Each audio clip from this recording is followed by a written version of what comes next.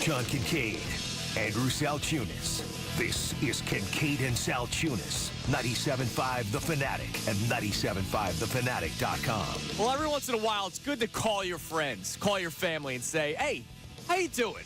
How are you mentally? How is everything going? Well, we're going to do that today when it comes to the Eagles. Who are we calling? I'm calling you.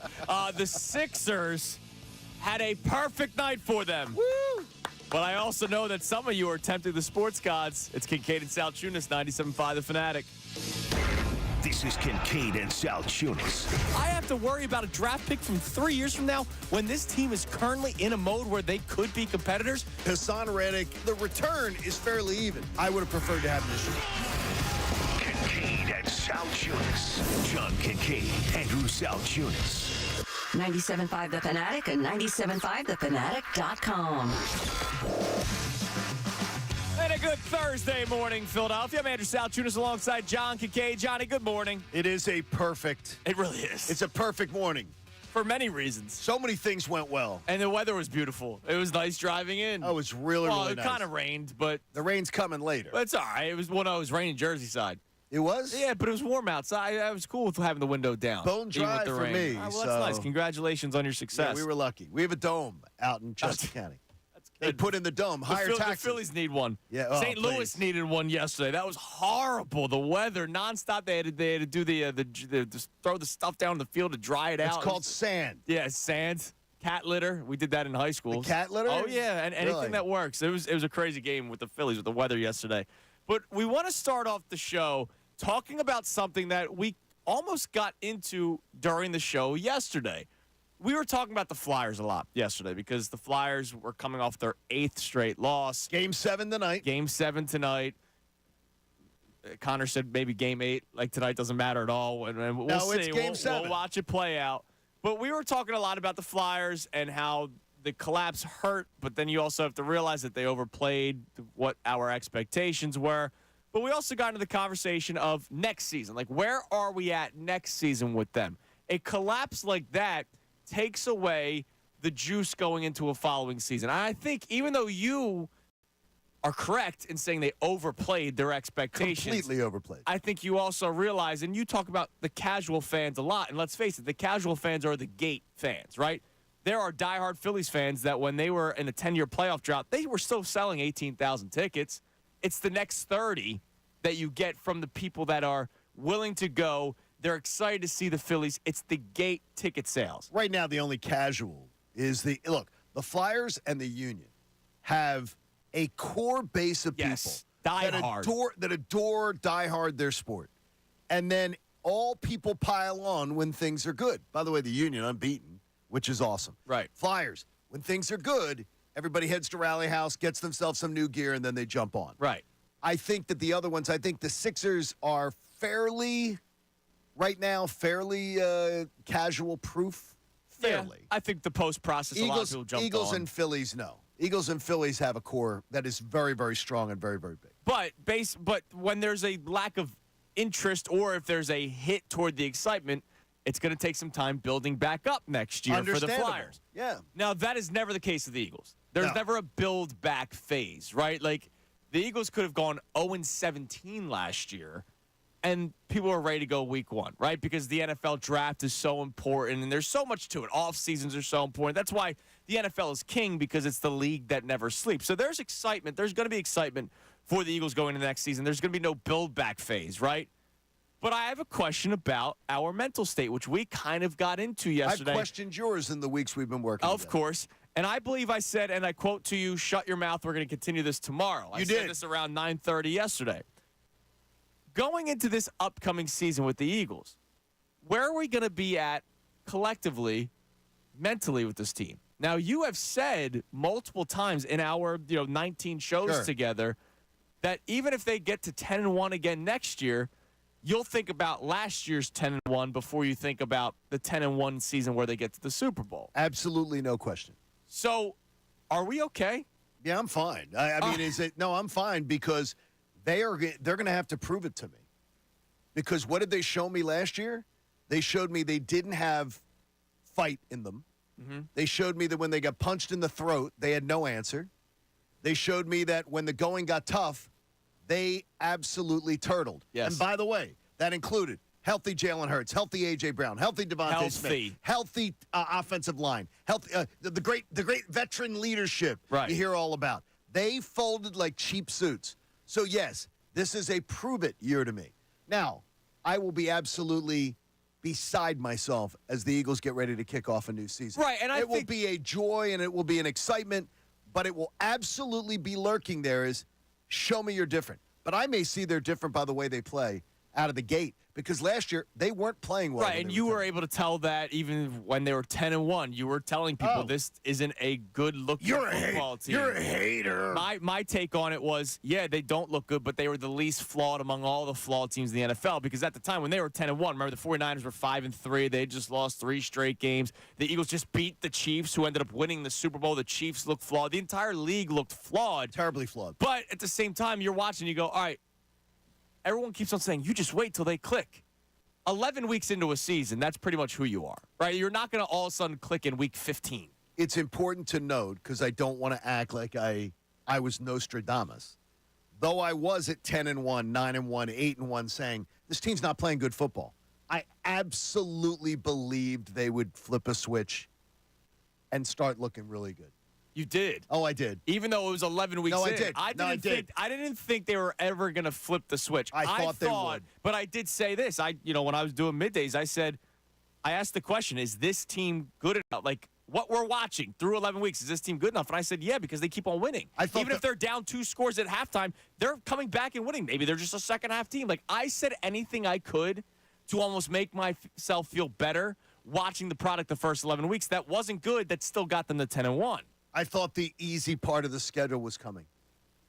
Remember the gauntlet?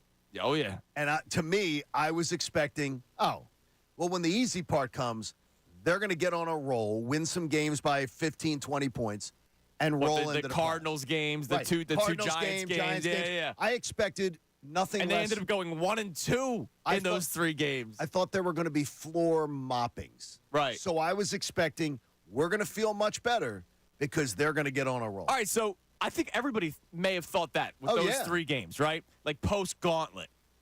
So it leads me to ask this question.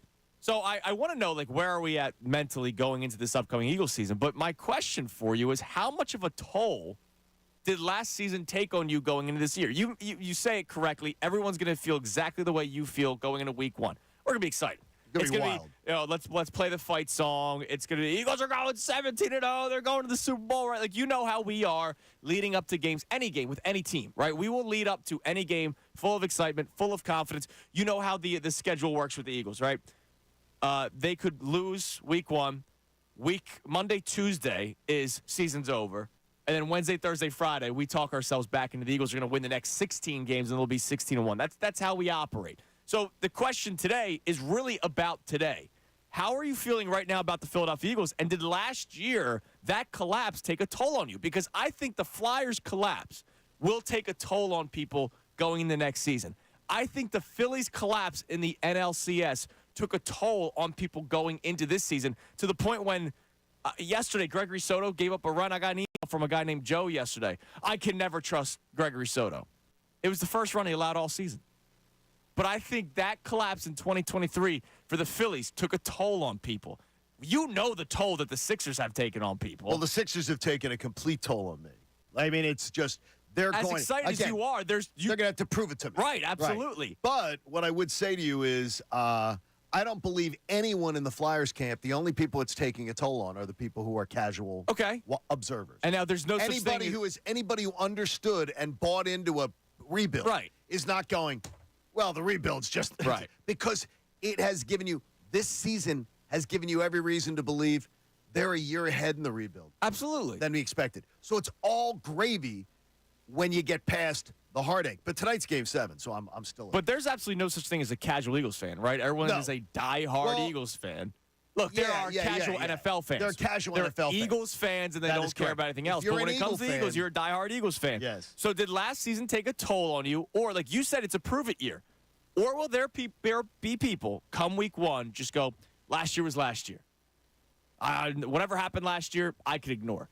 I won't be able to ignore. Just like you, it's going to be like a prove-it type of year. Now, I could get over it pretty quickly, but then again, there will always be that reminder. Oh, they were 10-1 last year, and they fell apart. I didn't, but the thing is, I won't, unlike the Sixers, I will not look at the Eagles next year and say, if they start out 7-1, let's say it's 6-1, 7-1. Right. And they are playing a much higher caliber of ball, that washes away. Okay. But I watched them play a lousy New England team where New England had the ball in their hands with a chance to beat them. Yeah, they did. I watched them play some games that they played inferior competition and just let them hang around. If the Eagles come out and play like the 2022 Eagles. Yeah, you're feeling great. Then I'll feel great. And it won't be. The 10-1 will never be in my mind. That'll wipe out. It'll be the aberration. I'll be like, okay, I'll move on to the next. So answer the question on the text line or the phone line, 610-632-0975. How much of last season, that collapse, did it take a toll on you mentally going into this upcoming Eagles season? Listen, man, we got to know how we're feeling, man. Look, it's okay to ask, hey, are you okay?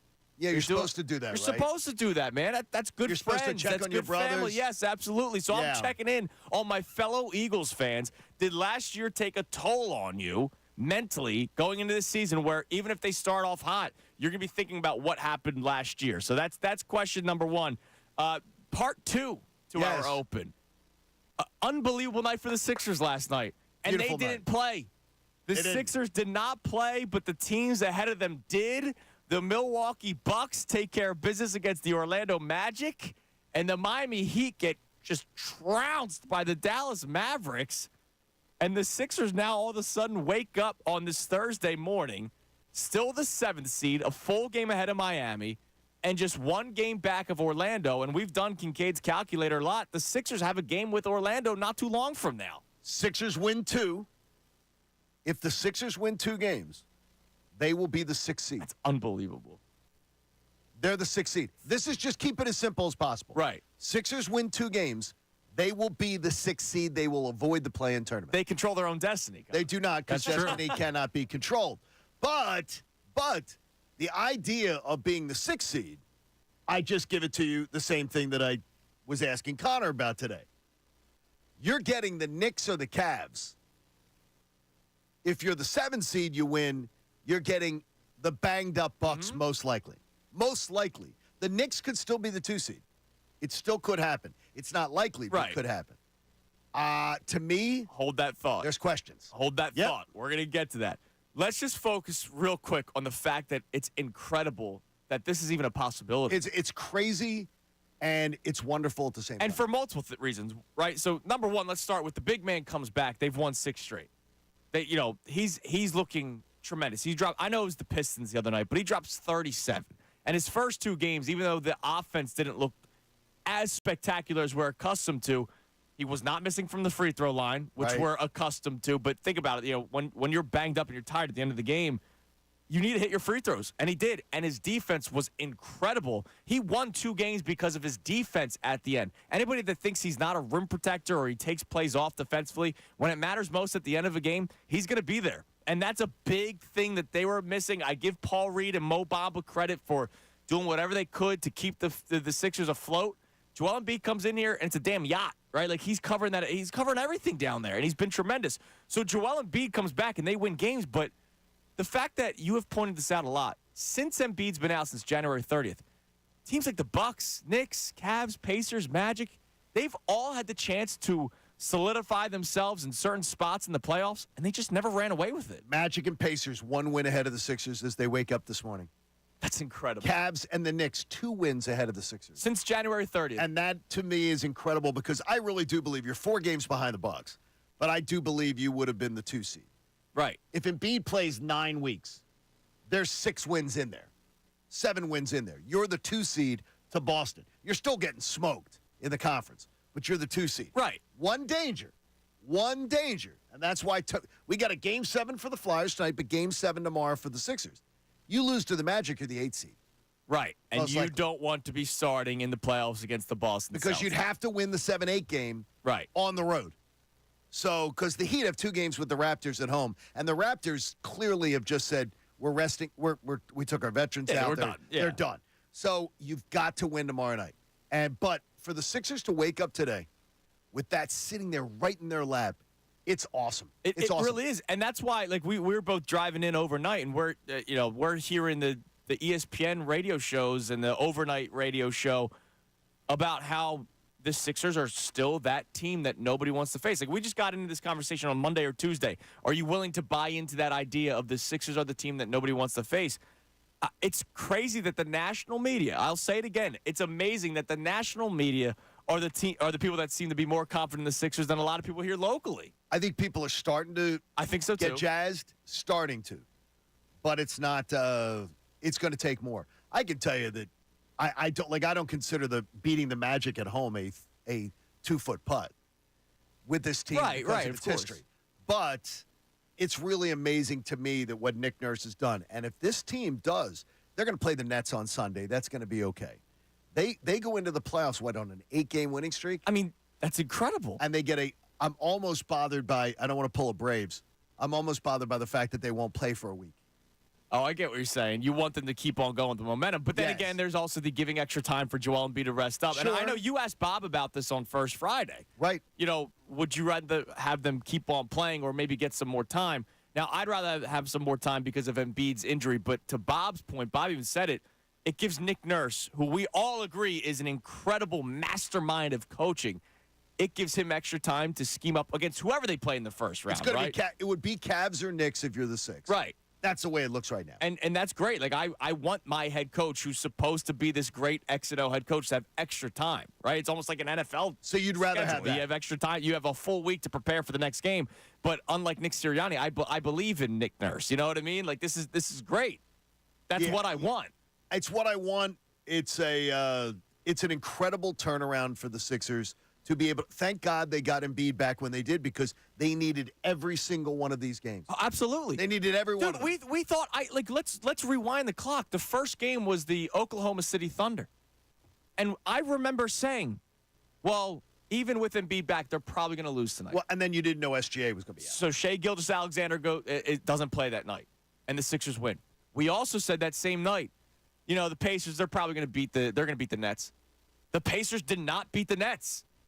And now you have to look back. Open. The Sixers keep on winning basketball games, and I can't help myself. I've been trying to do whatever I could this season. I took the 82-game educational approach. I would not let myself get too excited, but I can't help myself, man. I'm right around the corner from the playoffs, and my team is hot, potentially going into the playoffs. Yeah, you got to be excited. And now all of a sudden, when we talked about, oh, my God, they could fall to the 9th seed, they're now potentially going up to the 6th seed? Yeah, they're going. Win 2 games, you're the 6th. It's unbelievable. Win 2 and you're the 6th. So tomorrow night tells everything, because you get the Nets on Sunday at home. Sunday afternoon, you can take care of business there. So it's all about tomorrow night's game of the Magic. Right. And for them, again, the playoffs sort of start now. Yes. It's now. Because you lose that game to the Magic, you're the 8th seed. Most likely. Yeah, you're the 8th seed. Kind of start now. Joel Embiid's health is still not at a place where you can put it at risk for, I'd rather not push Embiid and be the 8th seed than treat this as we have to be But if you get to the 6th seed, you give him a week off. Then you give him a week off. I understand. If you give him one game off and you fall to the 8th seed, you have no time off. And you just gave Embiid a week off. I got you. I'm just saying, we need to understand still to be cautious with the guy who gets hurt this time of year. I know he's coming off of an injury, but he might need more than a week if he gets banged up because you're pushing him to beat the Magic. So it can't be all. Well, what is pushing him to beat the Magic? Letting him play? No. I'm just saying. Because there's no talk about him sitting tomorrow night. I'm saying if he does one of his things where he's holding his knee, and he did that last game, because he kind of if he does one of those things, slipped a little bit, and there's 5 minutes left in the game, and you're down 2, and he doesn't know if he could go. You still have to be a little cautious.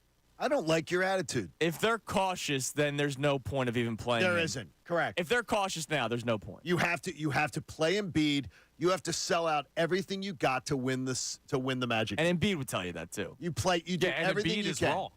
Embiid would tell you he should have played against the Warriors, and that's the reason we're in this in the first place. You beat the Magic tomorrow night. You sell out to do everything you can. The earliest your playoffs begin is 8 days later. Connor, there's no debate there. Because now you are giving him time. If you win tomorrow, you give him a week off. If you say, let's take it easy on the guy, and then he has to play more games in less time, that's not right. I'm not saying take it easy.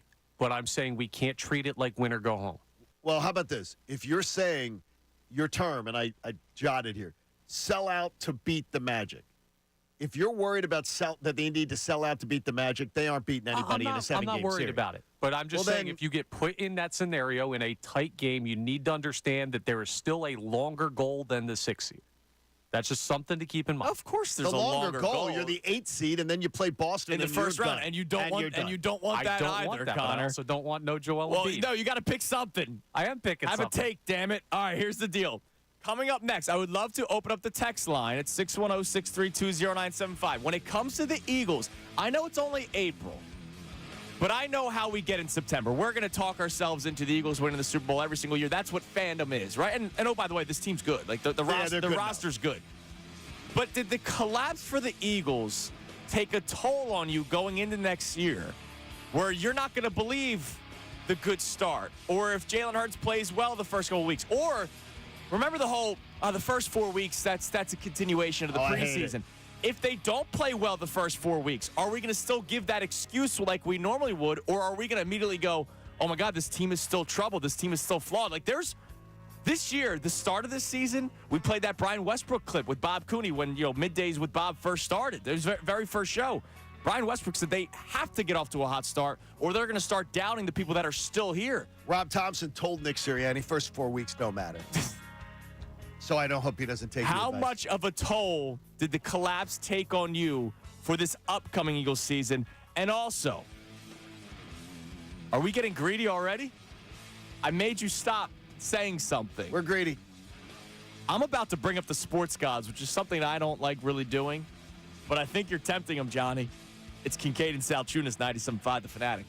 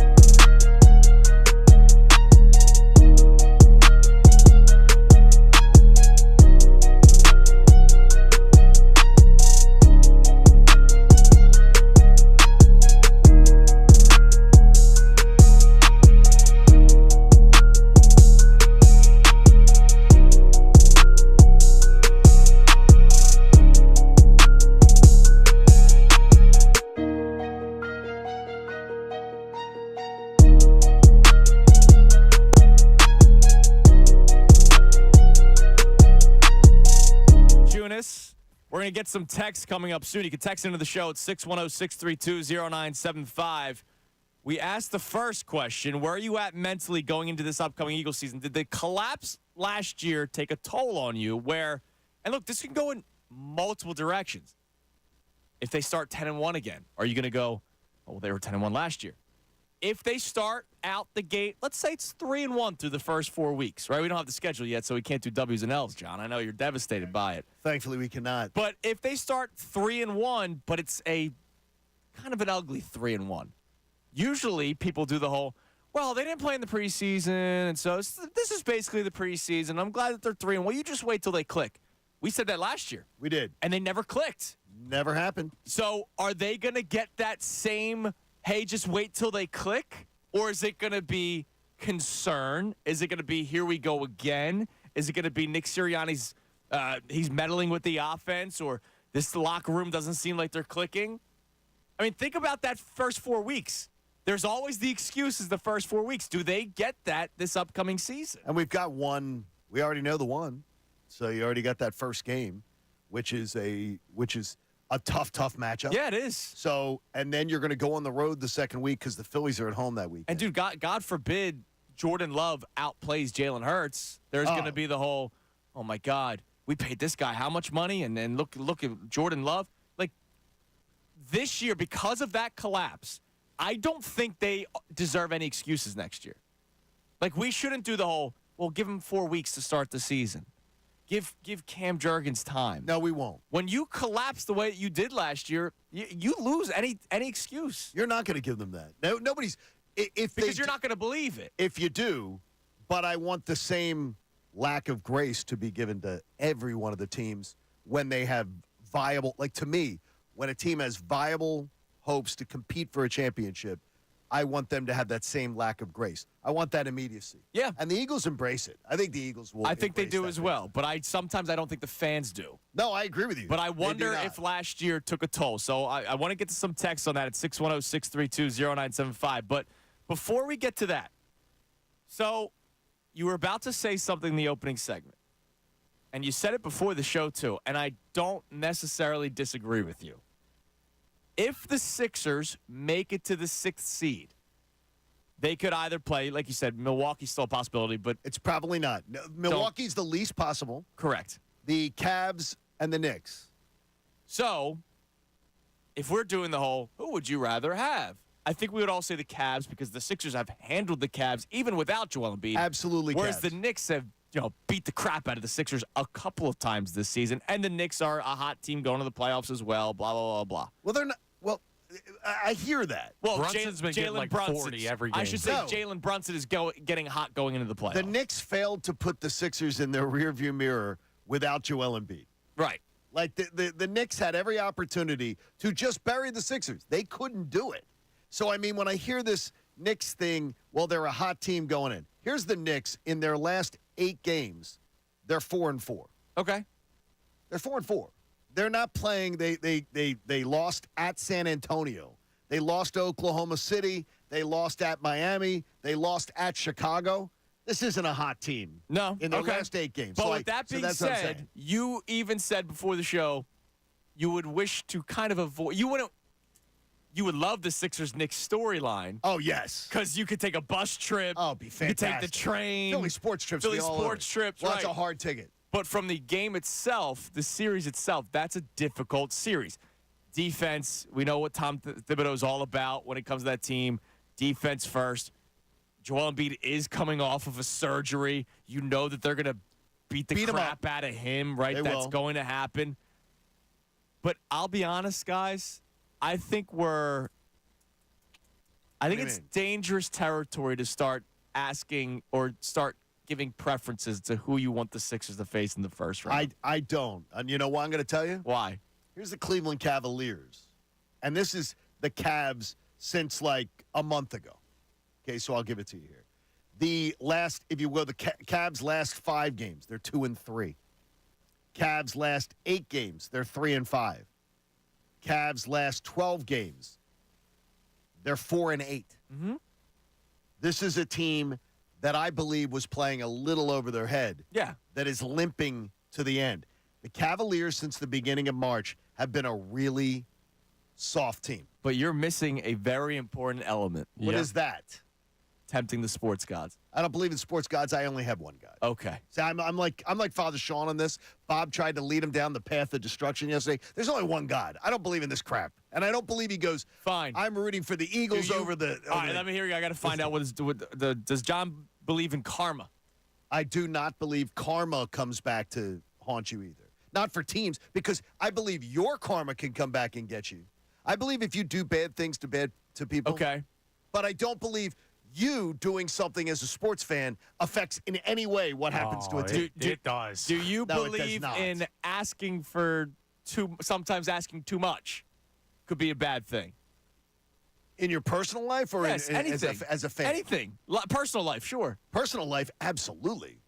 But as a fan, no. So- it has nothing to do with anything. All right, so you're anti-sports gods. Look, I agree with you when it comes to the religious standpoint, okay? Correct. But from the sports talk standpoint, I do believe tempting sports gods is a real thing. Just You being really honest do. with you.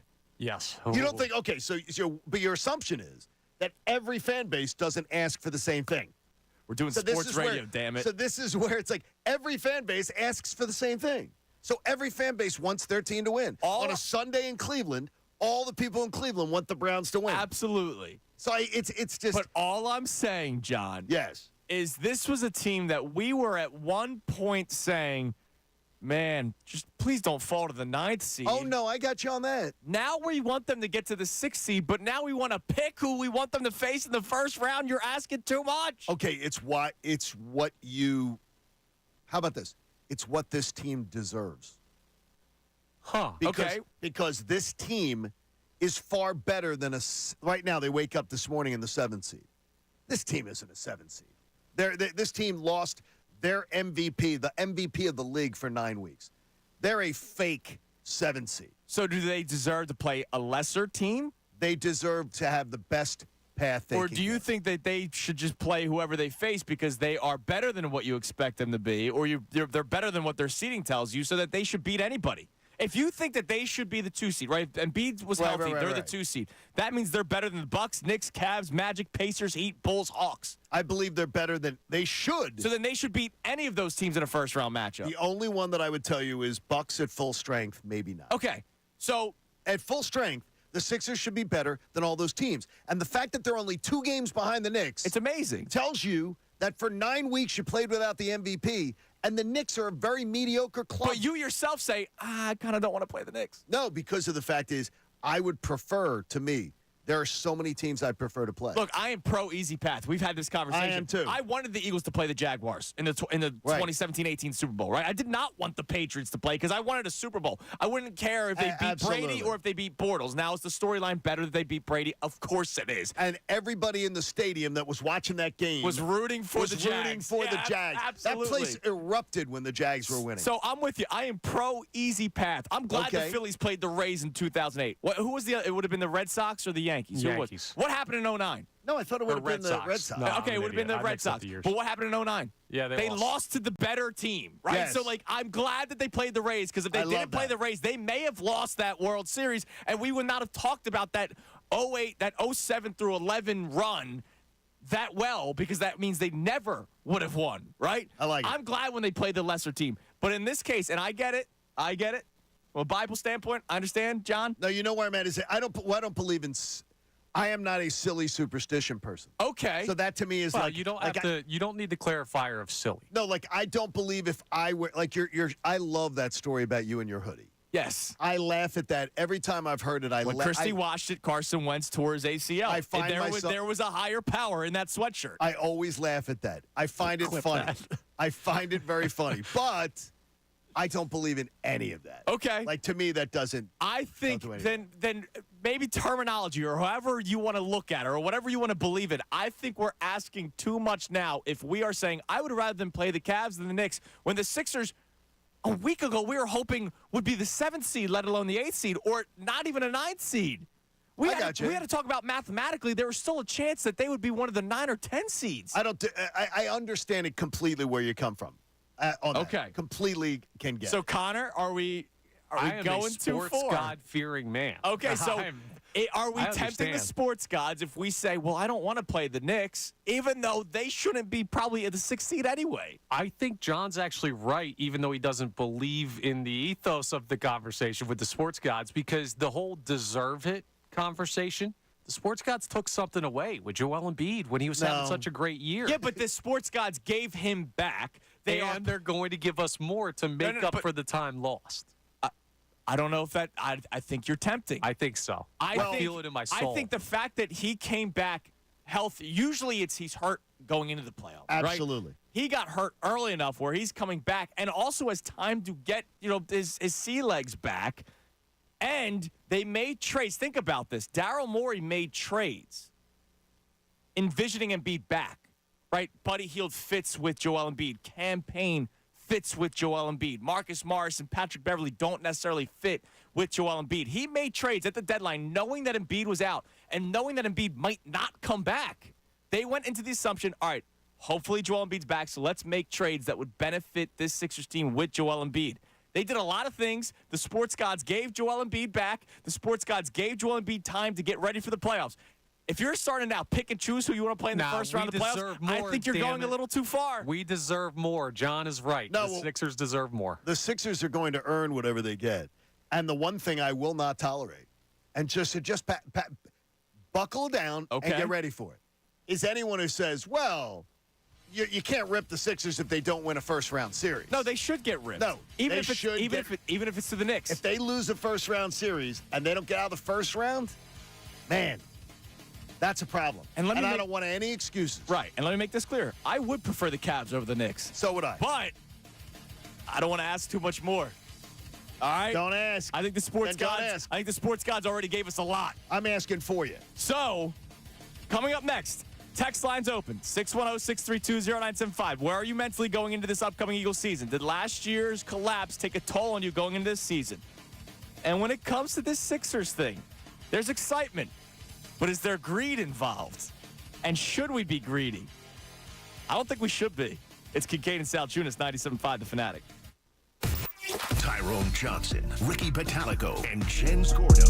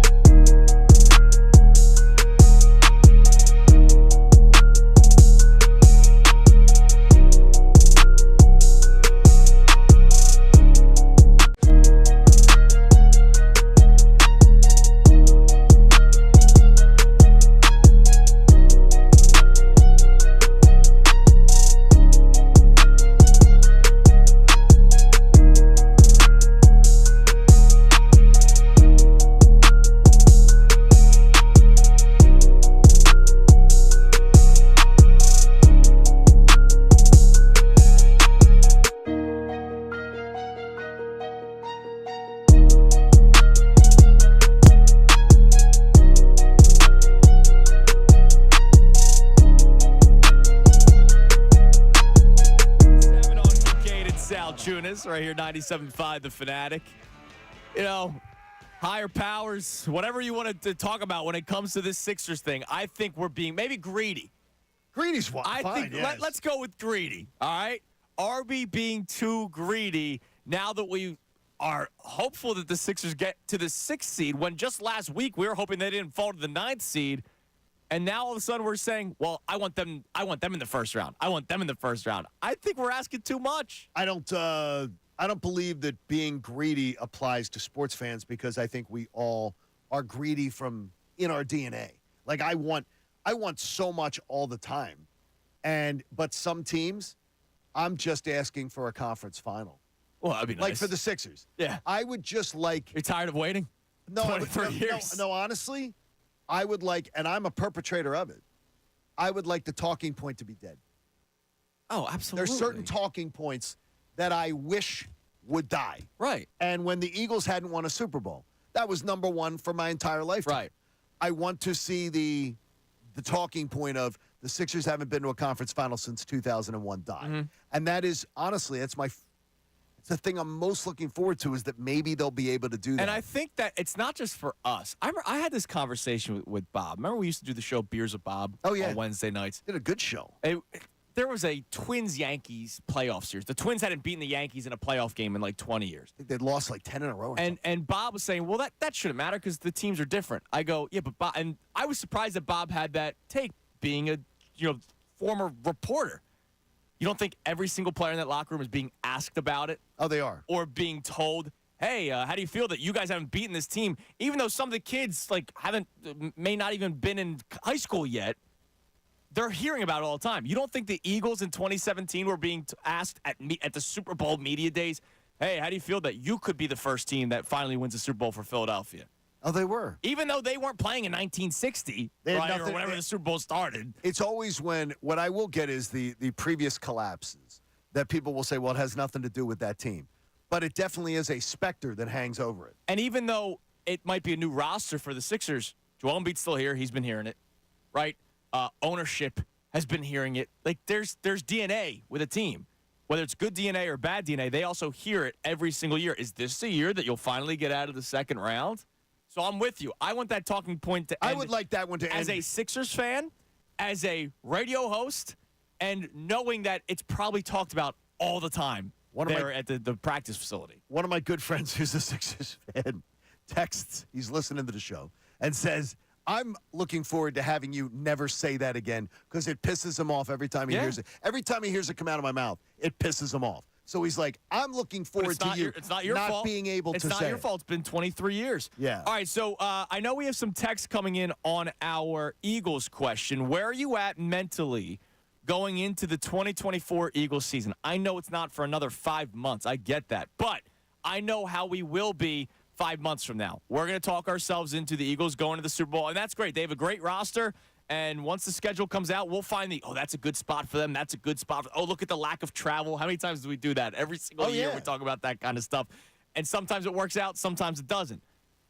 But I know that last year's collapse, I imagine, took a toll on a lot of people. So, Connor, we have texts coming in? We do. A couple people checking in. Our buddy Jeff from D.C. texts and says, despite the collapse, the Flyers get a pass this year, but they must make the playoffs next year. On the other hand, the Eagles never get a pass, but I'm Mr. Optimistic, so no toll for me.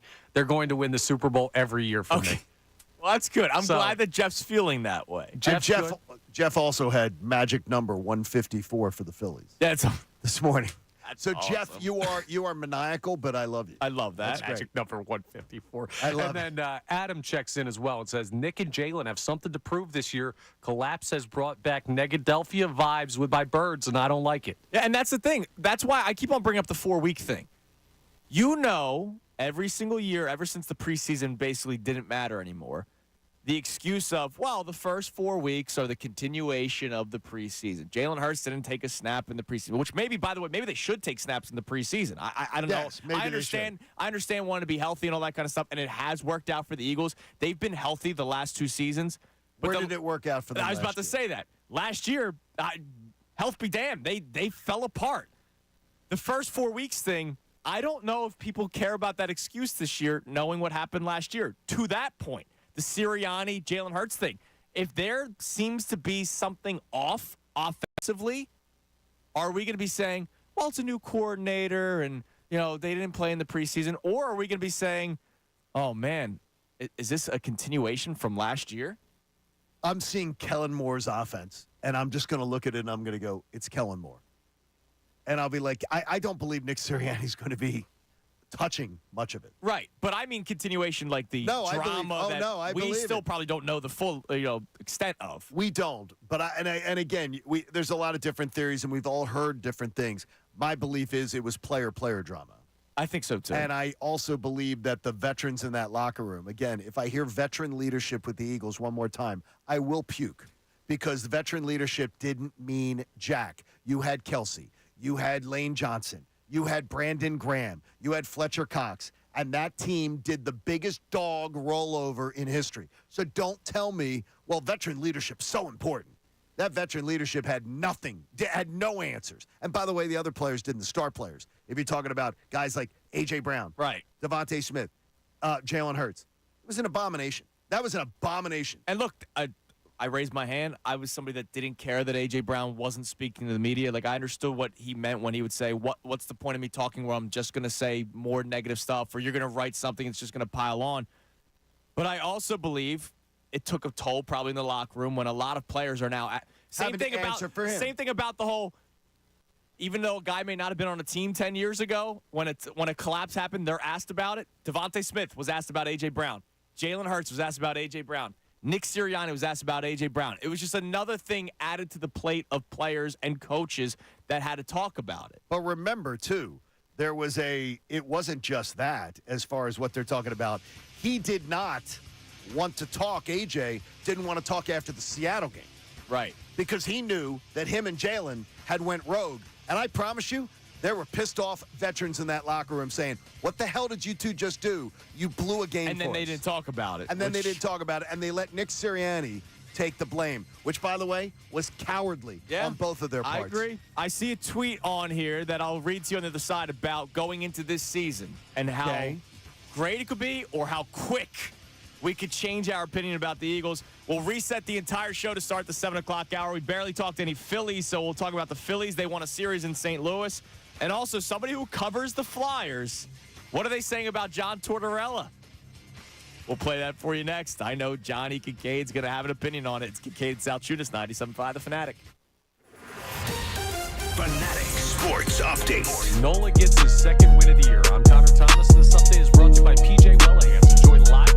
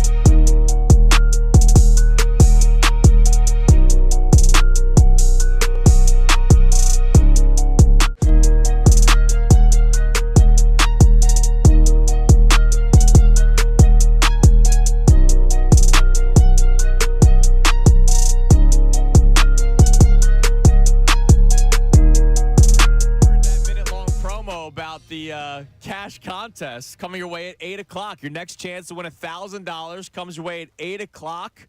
The signing bonus. So 8 o'clock, next chance to win $1,000. Also, for the entire hour, Bill Calarulo is going to be joining us today. Be good to see our boy Ron Davis, who will be, I'm sure, jumping along on that Eagles trip. Ron saying to me this morning, sends me a text.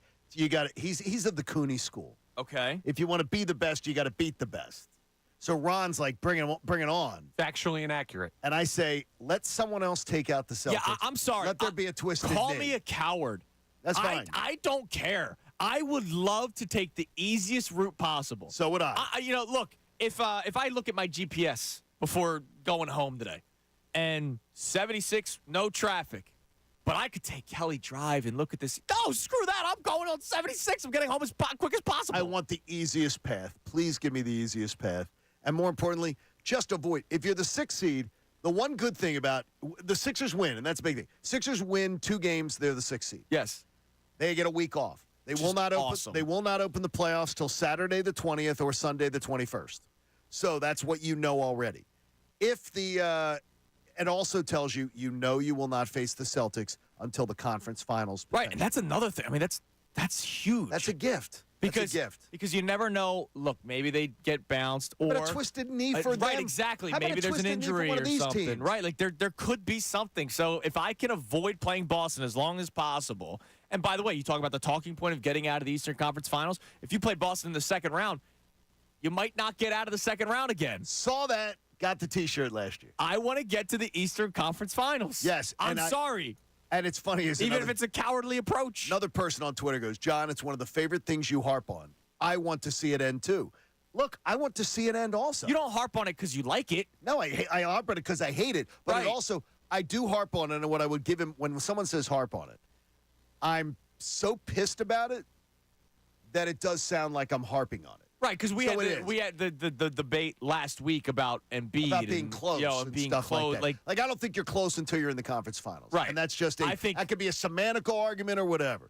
But to me, I don't want it to sound like a heartbreak because there's nothing I want more than to see them put it to rest, right, and never have to say it again. But I do think we're a little greedy if we're saying, "Whoa, if they get to the 6th seed." But I don't want the Knicks. I want them to play the Cavs. I think that's a little greedy. Okay. And I think it's and tempting I'm greedy all the time. Of sports gods or whatever you want to call it, right? I think we're tempting things when the fact that Embiid did come back, the fact that they have looked as good as they have, the fact that Daryl Morey did roll the dice at the trade deadline to make moves as if Joel Embiid was coming back. Now that all this is clicking, I don't want to have to start picking and choosing who I want to play. If you think they're better than the Knicks, then bring on the Knicks. If you think they're better than the Cavs, then bring on the Cavs. I think the Knicks would be the team. And Connor may want to cast a vote in this one. To me, the Knicks would be the most dangerous of anybody you could play. In the first round, yes. Other than Boston. No, you're not playing ball. I'm right. talking about if it's Knicks, Cavs, or potentially Bucks. The Bucks, to me, is the most vulnerable because we don't know about Giannis. Oh, yeah, I totally agree. Because Giannis is in trouble, and Dame doesn't play a lick of defense. So Dame could drop 50. Maxey could go off for 30, and Embiid could go off for 30-something, right? And all of a sudden, that kind of washes out. Whereas the Knicks, the defense is coming, right? And they have a lot of guys that can shoot. Like, I give them a lot of credit. The Villanova New York Knicks, right? Like, it's amazing how those guys have come together and have played as well as they have. I know the record since Embiid's been out, it's not like the Knicks really ran away with it. But the fact that they're missing Julius Randle and they don't really have – and I shouldn't say this. I keep on saying they don't have star power. Jalen Brunson is a star, right? Like, I keep on saying that they don't have star power. That dude is a bona fide star. Do you have perimeter defense for them? Do the Sixers have? They have length with Kelly Oubre and Tobias Harris. Okay, and that's the one thing that would worry me a bit with the Knicks matchup is how you're going to match up against them. However, I will say this: if he's okay, DeAnthony Melton coming off the bench is a wild card. How about Joel Embiid? Who plays very well on that stage, loves the stage of playing in New York. Absolutely, he absolutely does. Yeah. I'm worried about the Penguin. I'm worried about Tom Thibodeau. Yeah, man. Look, he's a tremendous head coach, especially when it comes to defense. And I would fear that first round matchup. But I'm not going to get greedy. If I get the Knicks, I get the Knicks. I'm not going to say, oh, damn, they got the Knicks. Bring it on. All right, and I don't want to get too greedy. So you said we have an interesting text. Is that on the Sixers or is that on the Eagles front? So it's on the Sixers front. Okay. It's kind of on this with the path. The funny thing is there's a chance that this Magic and Bucks game on Sunday, the Bucks could have a choose your opponent type of scenario. Interesting. Why? Because if Doc Rivers could choose, like if the Bucks lose to the Magic, it could change the Bucks seeding. So they could switch spots with somebody. So does Doc Rivers try to avoid the Sixers, or does Doc Rivers seek out the Sixers? Interesting. Yeah, I don't really see that being the math. I don't. I guess not. I mean, it could. I guess. It could. And let's just answer the question. I think any team does not want to play the Sixers in the first round. So I think the Bucks would avoid trying to play the Sixers. Unless Captain Resume says that, I know this team. I know how to beat the Sixers. Do you think Doc Rivers doubts himself sometimes? Yes. He should. Yeah, he should. He knows all the collapses. No, I think he does. I know he never blames himself. It's always somebody else's fault. The second he left the Sixers, he went on the Ringer, the podcast with Bill Simmons, right? That's his name, the Boston Bill Celtics Simmons. guy. Yeah. Right away, Harden and Embiid. He blamed everybody else but himself immediately. He will never take blame. But he may know deep down that he is a problem. When he's the only guy that has ever blown multiple 3-1 series leads, and he's done it 3 times now, and his closeout record is one of the worst, if not the worst all time in NBA history. And again, I'm going Embiid and Harden before I get to Doc. I understand that, but I thought he coached a horrible game down the stretch. Yeah, well, I mean, it's I'm sorry, I understand. Embiid should have demanded the ball. Call a timeout. You're the head coach. Any other star? I get it. They don't have to. But if you're supposed to be a top 12 head coach all time, you call a timeout and say, guys, what the bleep are we doing? I almost cursed. What are we doing? Or if go back to what we've been doing that's worked all season long. You're the head coach, damn it. Or if you're Phil Jackson, you just sit back and you let your stars take over. But because they want to take over. But whether they wanted to or not, you're the head coach. You're supposed to realize this stuff. We ripped Nick Sirianni for it all the time. There was a collapse for 2 months. He didn't come up with an answer. Doc Rivers was watching the team die, and he never did anything about it except, I want you to bring the play same. hard. I've never seen you, and I'm not throwing a rock, but I'm gonna throw it. You might be a rock. I've never seen you bring the same level of venom for Game 6 and Game 7 for Harden and Embiid. Oh, I did. You could go. No, but go I'm back here and check to the tape. Right now, bring it to me. Those two are to blame. I agree with you. They're to blame. But I thought it was a collective effort. Joel Embiid ran from the moment. James Harden wanted to be Houston Rockets James Harden. I ripped them for you. You could go back and listen to the tape. So but Doc Rivers could have also called a timeout and said, hey, guys, remember that pick and roll that worked all season long? Think of what you're saying. If an NBA head coach has to call a timeout to ask the reigning MVP and ask a top 25 player, no, top 75 player of all time, to want to step up, sprout a pair, and show up in a clutch moment? You're right. It shouldn't. Are you serious? It shouldn't have gotten to that point. But if it did get to that point, do it. Okay, I got you. No one's defending Embiid and Harden's performance. No, I'm not defending them. What the hell has Doc Rivers done to deserve anyone to defend him? He did the Phil Jackson but again, and he came up with no answer. The guy has stunk since 2008. It is stars. The stars, if you're a star, if you're a top 75 player, if you're an MVP, when a game is on the line, when a series is on the line, you elevate. You're right. You don't need anybody to go, let's call a timeout. You're now, not we want wrong. to do this. I'm not disagreeing with you, but you're almost absolving Doc Rivers of everything. Doc Rivers was also a part of the he gets the pie, too. I am saying before I ever get to Doc Rivers, I understand. There are chalk body outlines of guilt all over Joel Embiid and James Harden. Yes, and Tobias Harris finishing with 2 points. And then you get to Doc Rivers. Doc Rivers is a part of it. And Doc Rivers has a track record of failure, to Connor's point. Cut the blame pizza into quarters, and let's give them all a slice, okay? Yeah, exactly. Call it even. Anyways, breakfast pizza? Bring on the Bucks. Screw it. I will pick who I want to play. I want to bring on the Bucks, and I want you to see just how bad of a head coach Doc Rivers is. I want Nick Nurse to run circles around. I'd love to see it. Let's you made him greedy now. Is my MVP going to play like an MVP? Greedy. Yes, damn it. When the series is on the line, then he's bring got it a on. good head coach now. All right. I digress. So, take a breather here.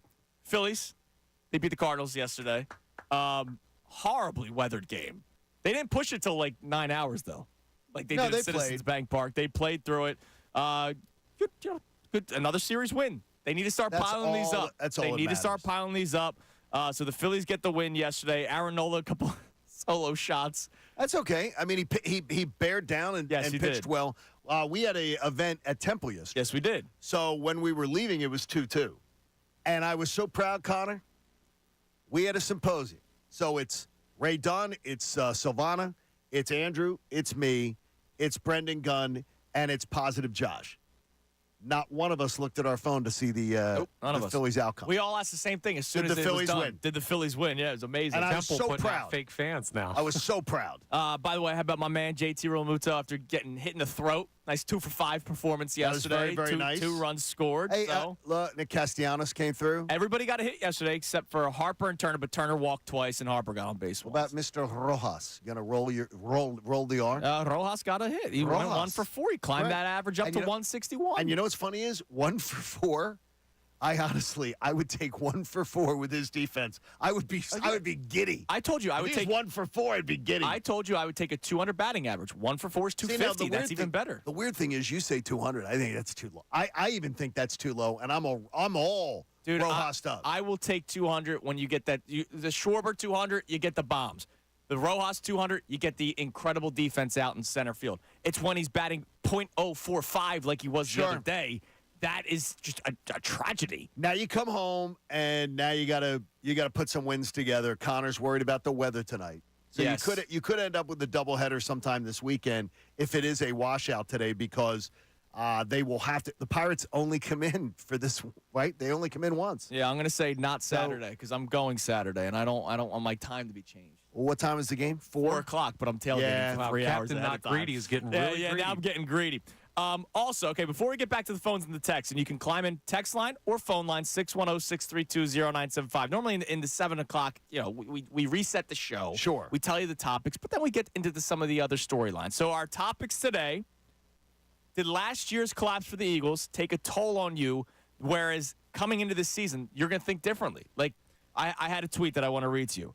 Actually, 2 of them. Our man VT Ron checks in.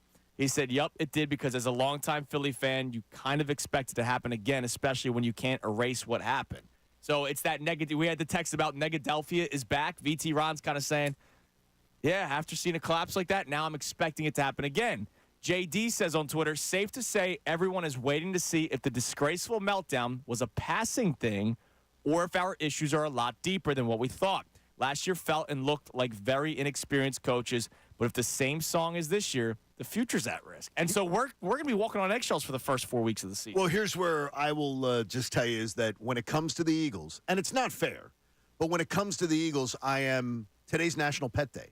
I'm little Nicky Foles, my dog. Okay. Because I have no memory. Okay. I just, like, the Eagles, I constantly get the renewed hope, I can get off of a downer with the Eagles really, really quick. Quicker than any franchise. It's not even close.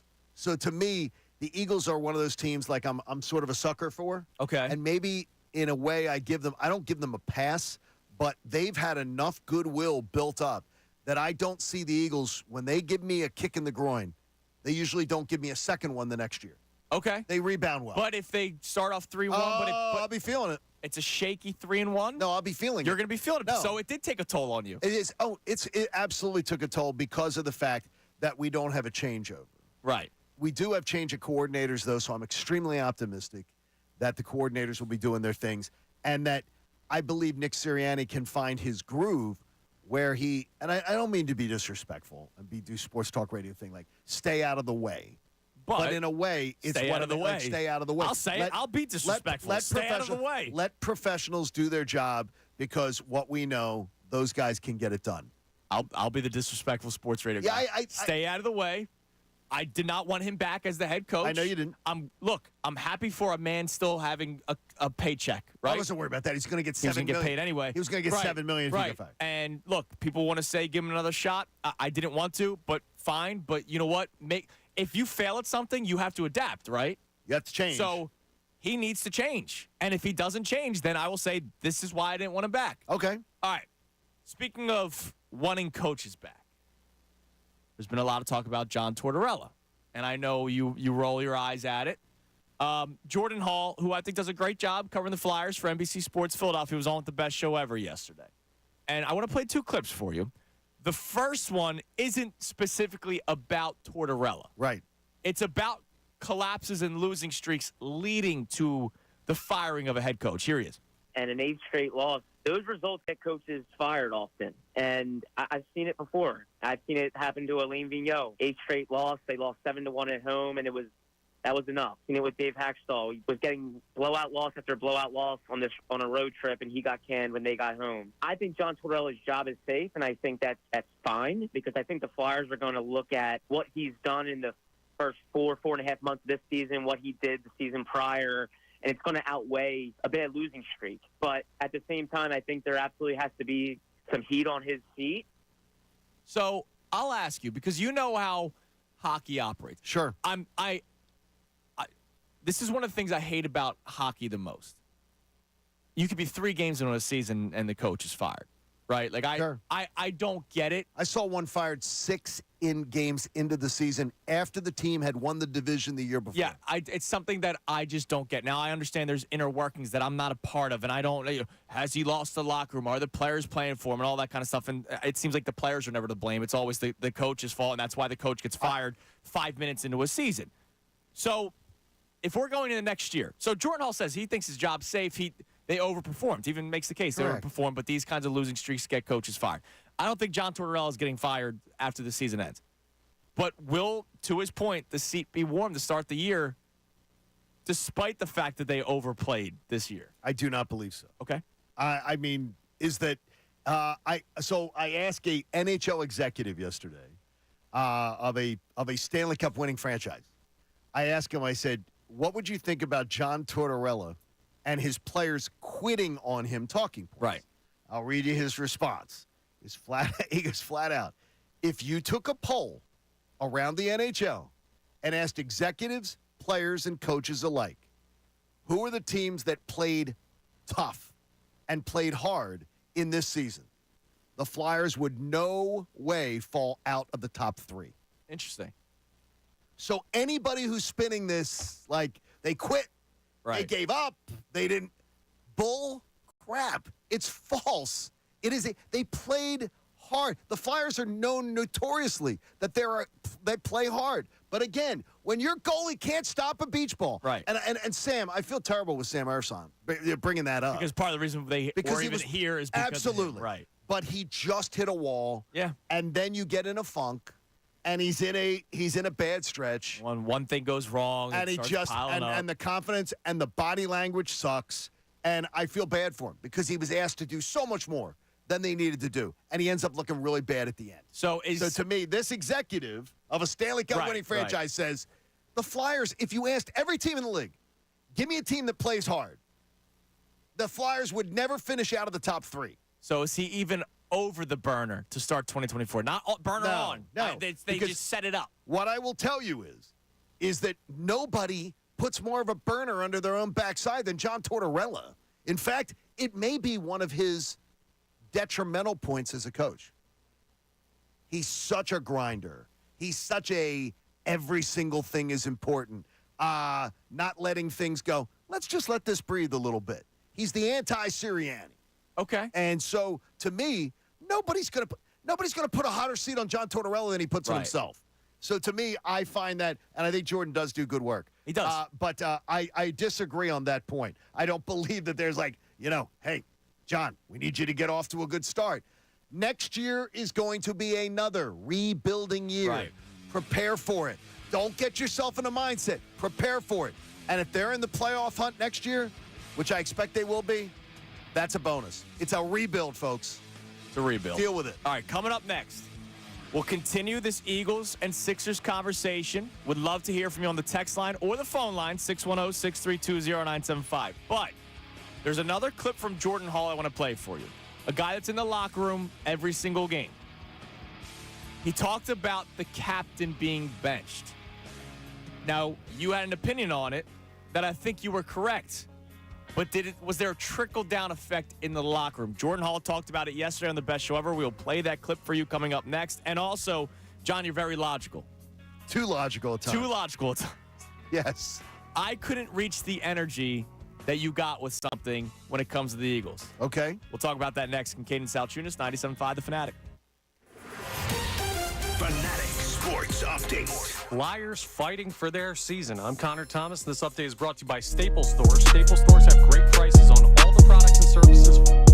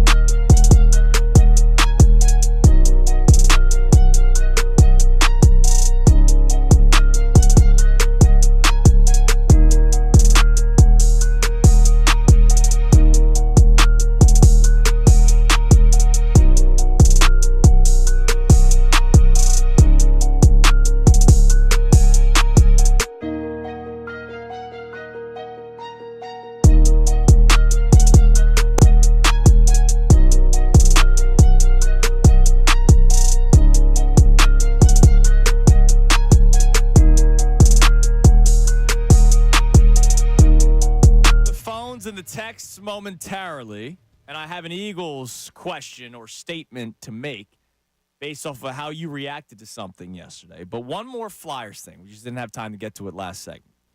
So Jordan Hall does a great job covering the Flyers for NBC Sports Philadelphia. He talks about how the losing streak that the Flyers are still on, actually, usually gets a coach fired. But, we understand that the Flyers overplayed this season. And Jordan Hall even said he doesn't think he's going to get fired. He thinks his job's safe. But maybe the seat gets warm going into this offseason. How do they start next year? Blah, blah, blah, blah. Did he say that? Blah, blah, blah, blah? No. That was me. Okay. I added to that. But he talked about the Couturier benching. Yes. Now, you and I reacted to it the day after it happened, right? You pointed out all the stats. He had been struggling. 1 goal in 27 games? Yeah, he's struggling. He was struggling. Yeah, 1 point in 9 games? Yeah, he was struggling. And then after they benched him, we saw them come out on fire the next 2 nights. They won the first one, and then I think the second game they lost in overtime, but it was to a team that they shouldn't have had any business going up against, right? So we thought, wow, good move. Well, Jordan Hall was in the locker room, said that the Couturier benching may have been a reason why the slide continued. I thought that was his boldest move of his tenure in Philadelphia. I mean, that was extremely bold. It was at a time where the team wasn't in an awful spot. I can see getting to that, those kind of dire situations where you're just looking for any type of response or answer. But they were still in the driver's seat of a playoff position, and I didn't really think Couturier warranted a benching. I didn't think he was playing that poorly. And there was clearly a disconnect. There was a disconnect between player and coach. Couturier had expressed to us that he thought he had been playing better. The problem was there was a communication issue there at a critical time of the year with a critical player. This is the longest tenured Flyer. This is a guy who had been a Flyer since he was 18 years old. This is a guy who overcame 2 back injuries to be a part of this rebuild. Now, do I think it's the most important and key factor to them going on this slide? No, but I do think it was a factor. I do think the locker room wasn't sure how to react to it, and they really have not been the same team since that happened. So, John, I'll ask you, because you were in favor of the benching because he had been struggling. And, look, it did work out the next 2 nights.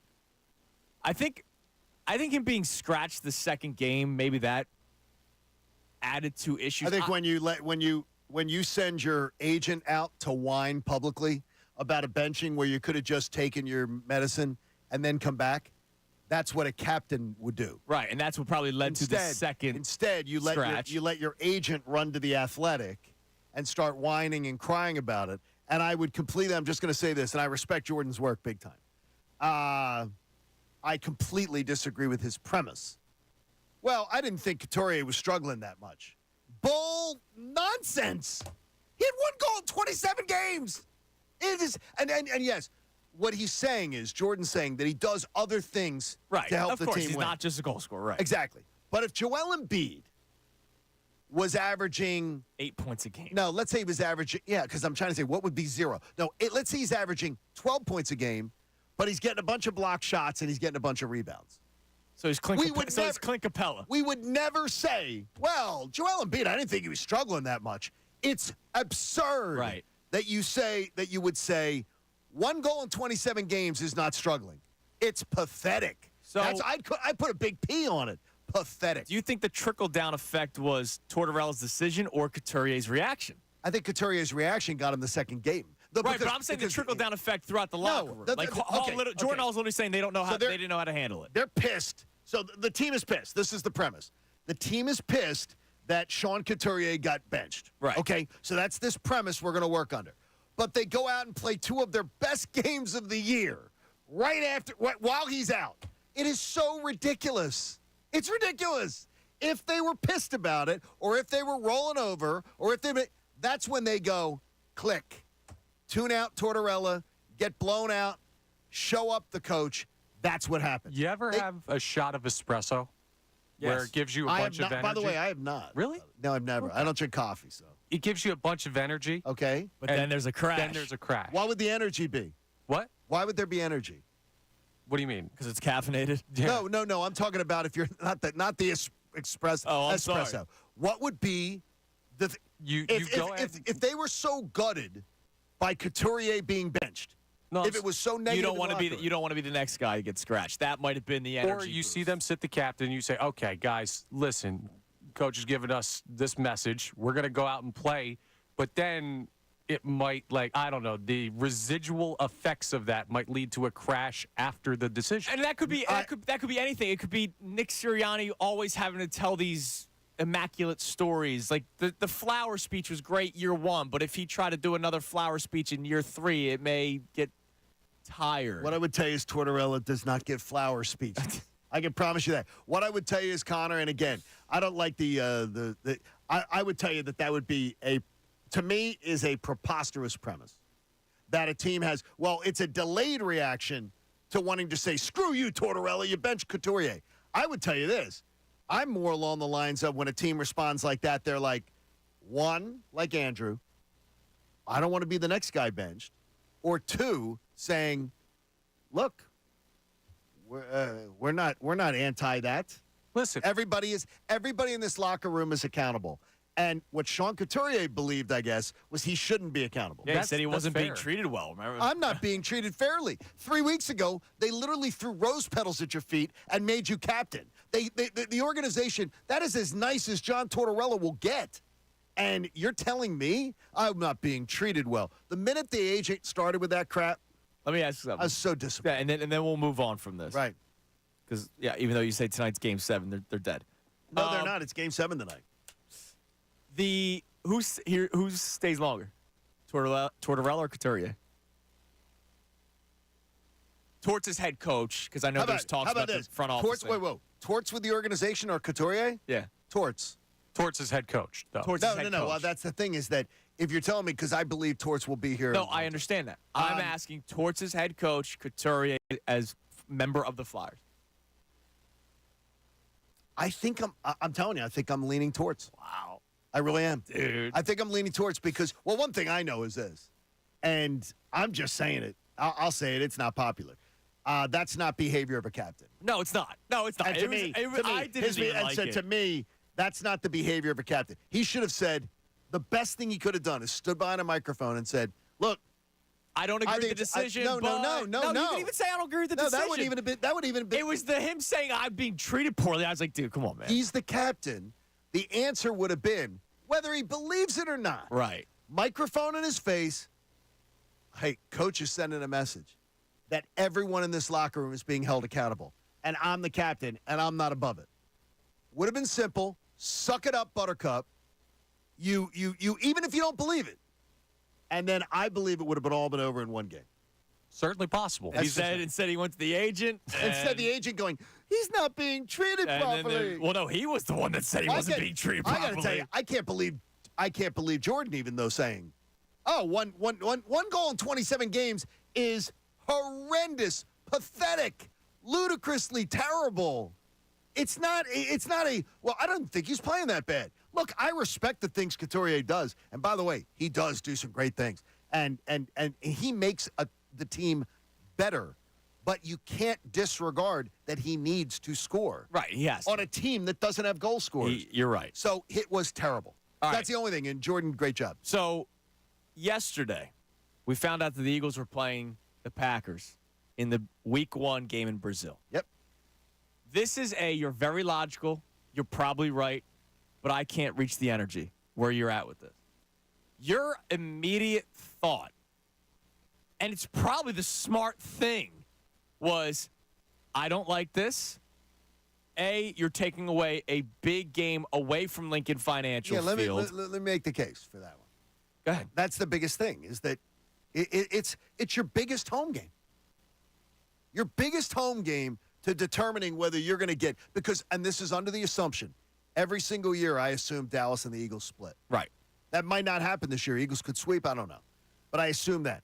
Your biggest game is the home game against the Packers. And it's a conference And it's game. a conference game, and I hate the fact that won't be a Sunday at 8:20 at Lincoln Financial under the lights on NBC, or a Monday Night Football game in Philly with everybody lubed up. You have no crowd advantage. Right. I hate it. I absolutely hate it. And that was your, hand to God, that was your initial reaction. The second it came out, can't stand you didn't like it. No, I can't stand it. And when I saw it, I was like, all right, Eagles-Packers Week 1. That was my reaction. And I might be wrong in having that reaction, But, like, you were, like, immediately, hey, you're going HATE, all caps. I hate it. It's your biggest home game. It is the game that you most want to have an advantage in because they are the biggest threat. As far as on your home schedule, they're the biggest threat. And it's a very logical way of looking at it. I want it to be home. Are you logical? Are you like me, where it's just like, all right, we'll see it, or are you fanatical about something else? I mean, I didn't have the reaction that John had. Nowhere close to it. I love it. I think it's a cool game. You love it. I do. Like, and I don't care about. Like, I don't. I probably should. You should. John's probably right. We should care about a big conference matchup against another playoff team that's on the rise, that could be fighting for a 1 or 2 seed, right? Having potential home field advantage throughout. And they take away the game from the link to Sao Paulo, Brazil. But, like, how cool is that? The Eagles are playing in Brazil. It's a cool game if they play anybody. Nah, I mean, listen, I wouldn't want them to go out there and play, like, some terrible team. Like, I want that to be a game that is on not just a national scale, an international scale. I want to see this team play out there. I want to see the Eagles on a big NFL stage. And I like that it's going to be a fun, competitive game. Like, it feels more of an event when you play a team like the Packers who's going to be competitive. And you're right. It doesn't help the Eagles competitively.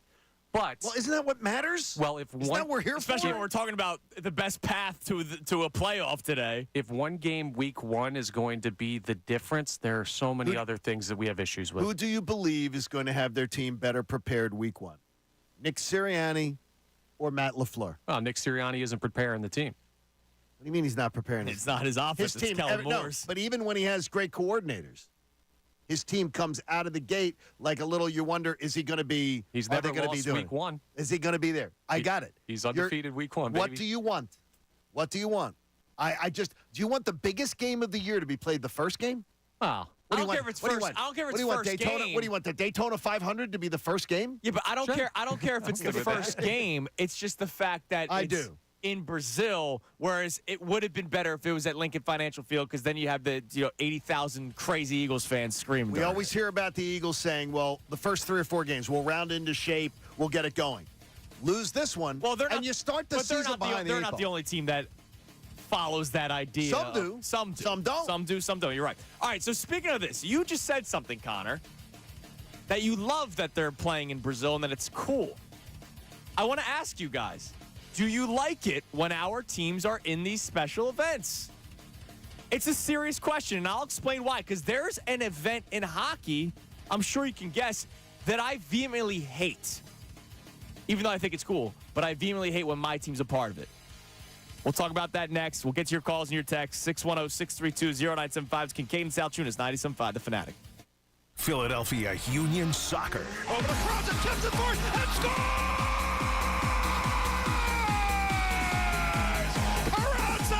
Does it again! The games are here. McGlynn with the in-swinging ball. A lot of wheels on that. And a goal! And it's done! What's up, Haley? Oh, wait a minute.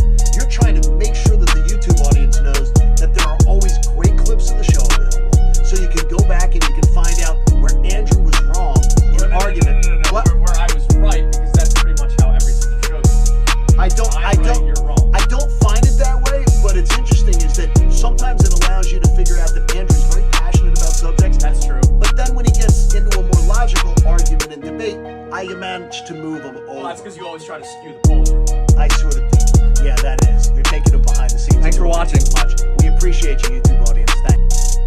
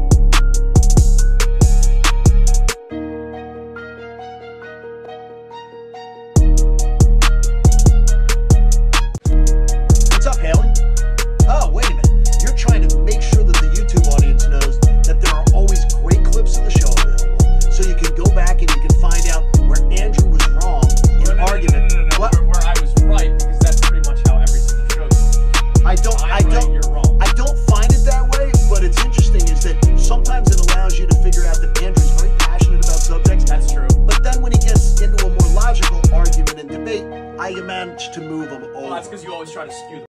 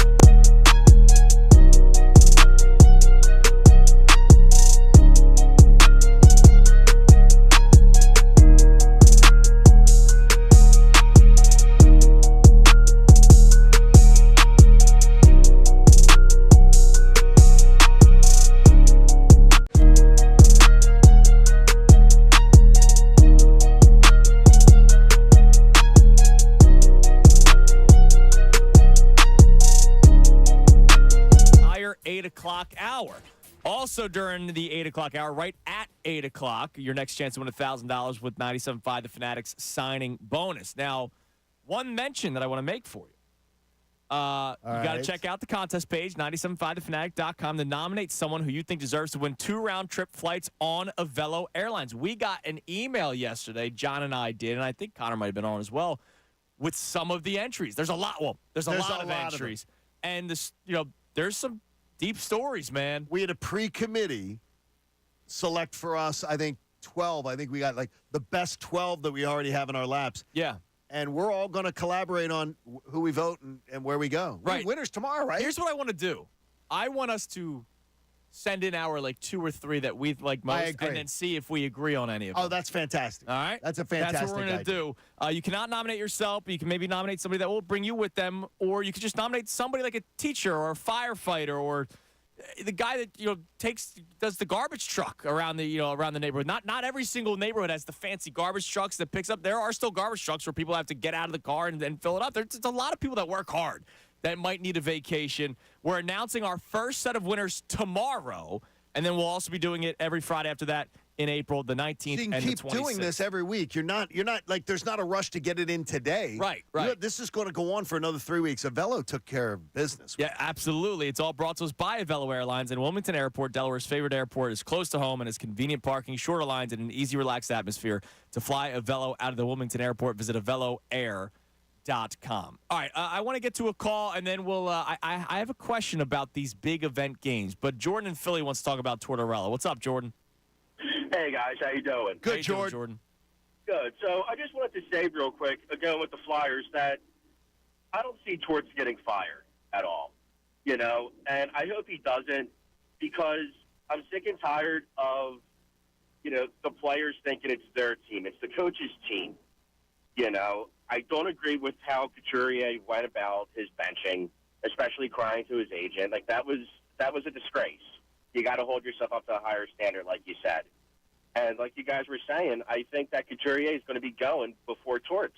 Yeah, and I'm leaning that way too. But what's the market for a guy who doesn't score? You're not going to get as much. You're not going to get as much as you should get for a player of his caliber. No, and that's why I think it should be done sooner rather than later, because you're going to have, all right, well, he has a veteran presence. He's a defensive player. He can win faceoffs. He's like a third or fourth line guy. Penalty kill. Right, the penalty kill. You're not going to get, like, you know, a top return for him, but you'll get something. But the thing is, he's also slow. He can't, like, keep up with the game that the Flyers are trying to. And by the way, and thanks for the call, Jordan, the trade might not just be for acquiring talent. It might be draft picks. Well, not just draft and picks. Stuff. Culture. If the head coach and captain are not seeing eye to eye. I'm going to be in Vegas for the draft. Yes. I may be the one coming back to Philadelphia. Couturier may not. Interesting. Could happen. Okay. Around the draft is when a lot of deals go down. Well, that's something to keep an eye on, man. And I'm not saying that that's something that I'm rooting to happen, or I think, but I would absolutely. It would not shock me in the least, right, if they decided to move on. Because one thing I saw when he had his chance to have a captain moment, he blinked. Yeah, he did. All right, I have a question based off of this Eagles in Brazil against the Packers. So this is, I want people to answer this question on the text line. 610-632-0975. Answer this question. It's a very specific question. Do you like it when our teams play in these special sort of games? If you say yes, explain why. If you say no, tell us which ones. I will tell you right now, Eagles, Packers in Brazil, to what Connor was saying, it's cool.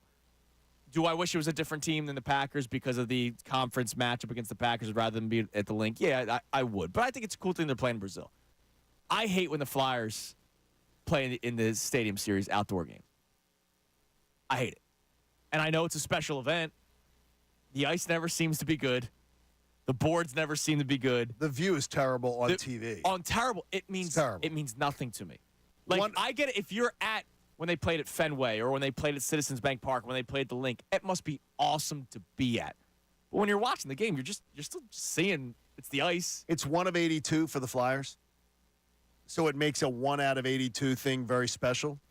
It's too important a game, and that's why I agree. I'm saying I wish it was going to be the Browns, the Falcons, or the Steelers. Right. You didn't want it to be the Steelers because of the cross-state rivalry. I didn't want that. Right, correct. So Browns or Falcons. I would have been opening day. Nobody cares who the opponent is for Eagles football. If it's the Jacksonville Jaguars, you're watching. Which they've been with. Opening day is opening day. Right. It's your. So to me, I absolutely wish it was another opponent. But am I excited to see them play in Brazil? Sure. But I just wish it wasn't this game. So you're cool with the Brazil I love it. Yeah, but I'm not a big fan of these international games at all. You're not? No, not at all. I would have no interest in going. None. You wouldn't want to go to London to see the Eagles play? No, I don't want to go to London. I do want to go to London. Okay. I have no interest in going to London to see an Eagles. So then let me ask you this. Do you care that the Phillies are playing the Mets in London this year? I will be intrigued to watch it. I really would not have an interest in going. Connor, do you like when I guess the storyline's different because of it? So you love it. I love it, dude. In sports, I root for winning for Philadelphia teams 1, but if there's a 2, it's, that was sick. That is the number 2 thing I root for, is be able to you see that? That was sick. Some dude gets posterized. The Eagles play in Brazil. The Flyers are playing in a football stadium or baseball. That's the cool but when you're stuff. watching the Flyers playing a football stadium, you're not watching the football stadium. You're watching the Flyers. No, game. I know, but the environment. There was the game. Remember when they played off the lake? Lake Tahoe. Yeah, that was awful. They had to delay the game. The ice was melting, and then the goalie was staring into the sun. It was terrible. That's horrible. There is I will just tell you, I would have no interest in going. That's just to me. I think baseball is one of the only ones because And they play in a Little League park over there. Well, yeah, the Williamsport. But there's no neutral. No, over there it's like a Little League park. Oh, okay. The game's like 12 to 11. The bank ain't exactly polo grounds. Oh, well, what was the game last year? Didn't they play in Mexico? And the games were like 15 to 13 I because hate the elevation. I hate like that's a bit much. And to it skews stats. It does. It's a bit much. It but it's skews cool. the integrity. So answer the question. Do you like it when our teams? It's one thing when you're watching two teams that you don't necessarily care about, but you go, "Oh wow, this is a cool event." But when it's your team involved and it could help or hurt your team, and it will, do you have a problem with it? Do you like it when our teams are playing in these special games? Would love to hear from you on the text line on this at 610-632-0975. Bill Colarulo joins us for the entire 8 o'clock hour coming your way next. He'll talk about everything that we've gotten into today, including the Eagles, and also your next chance to win $1,000 right at 8 o'clock. 97.5 The Fanatic. Fanatic Sports Update. Sixers get some help. I'm Connor Thomas. This update is brought to you by Bradford.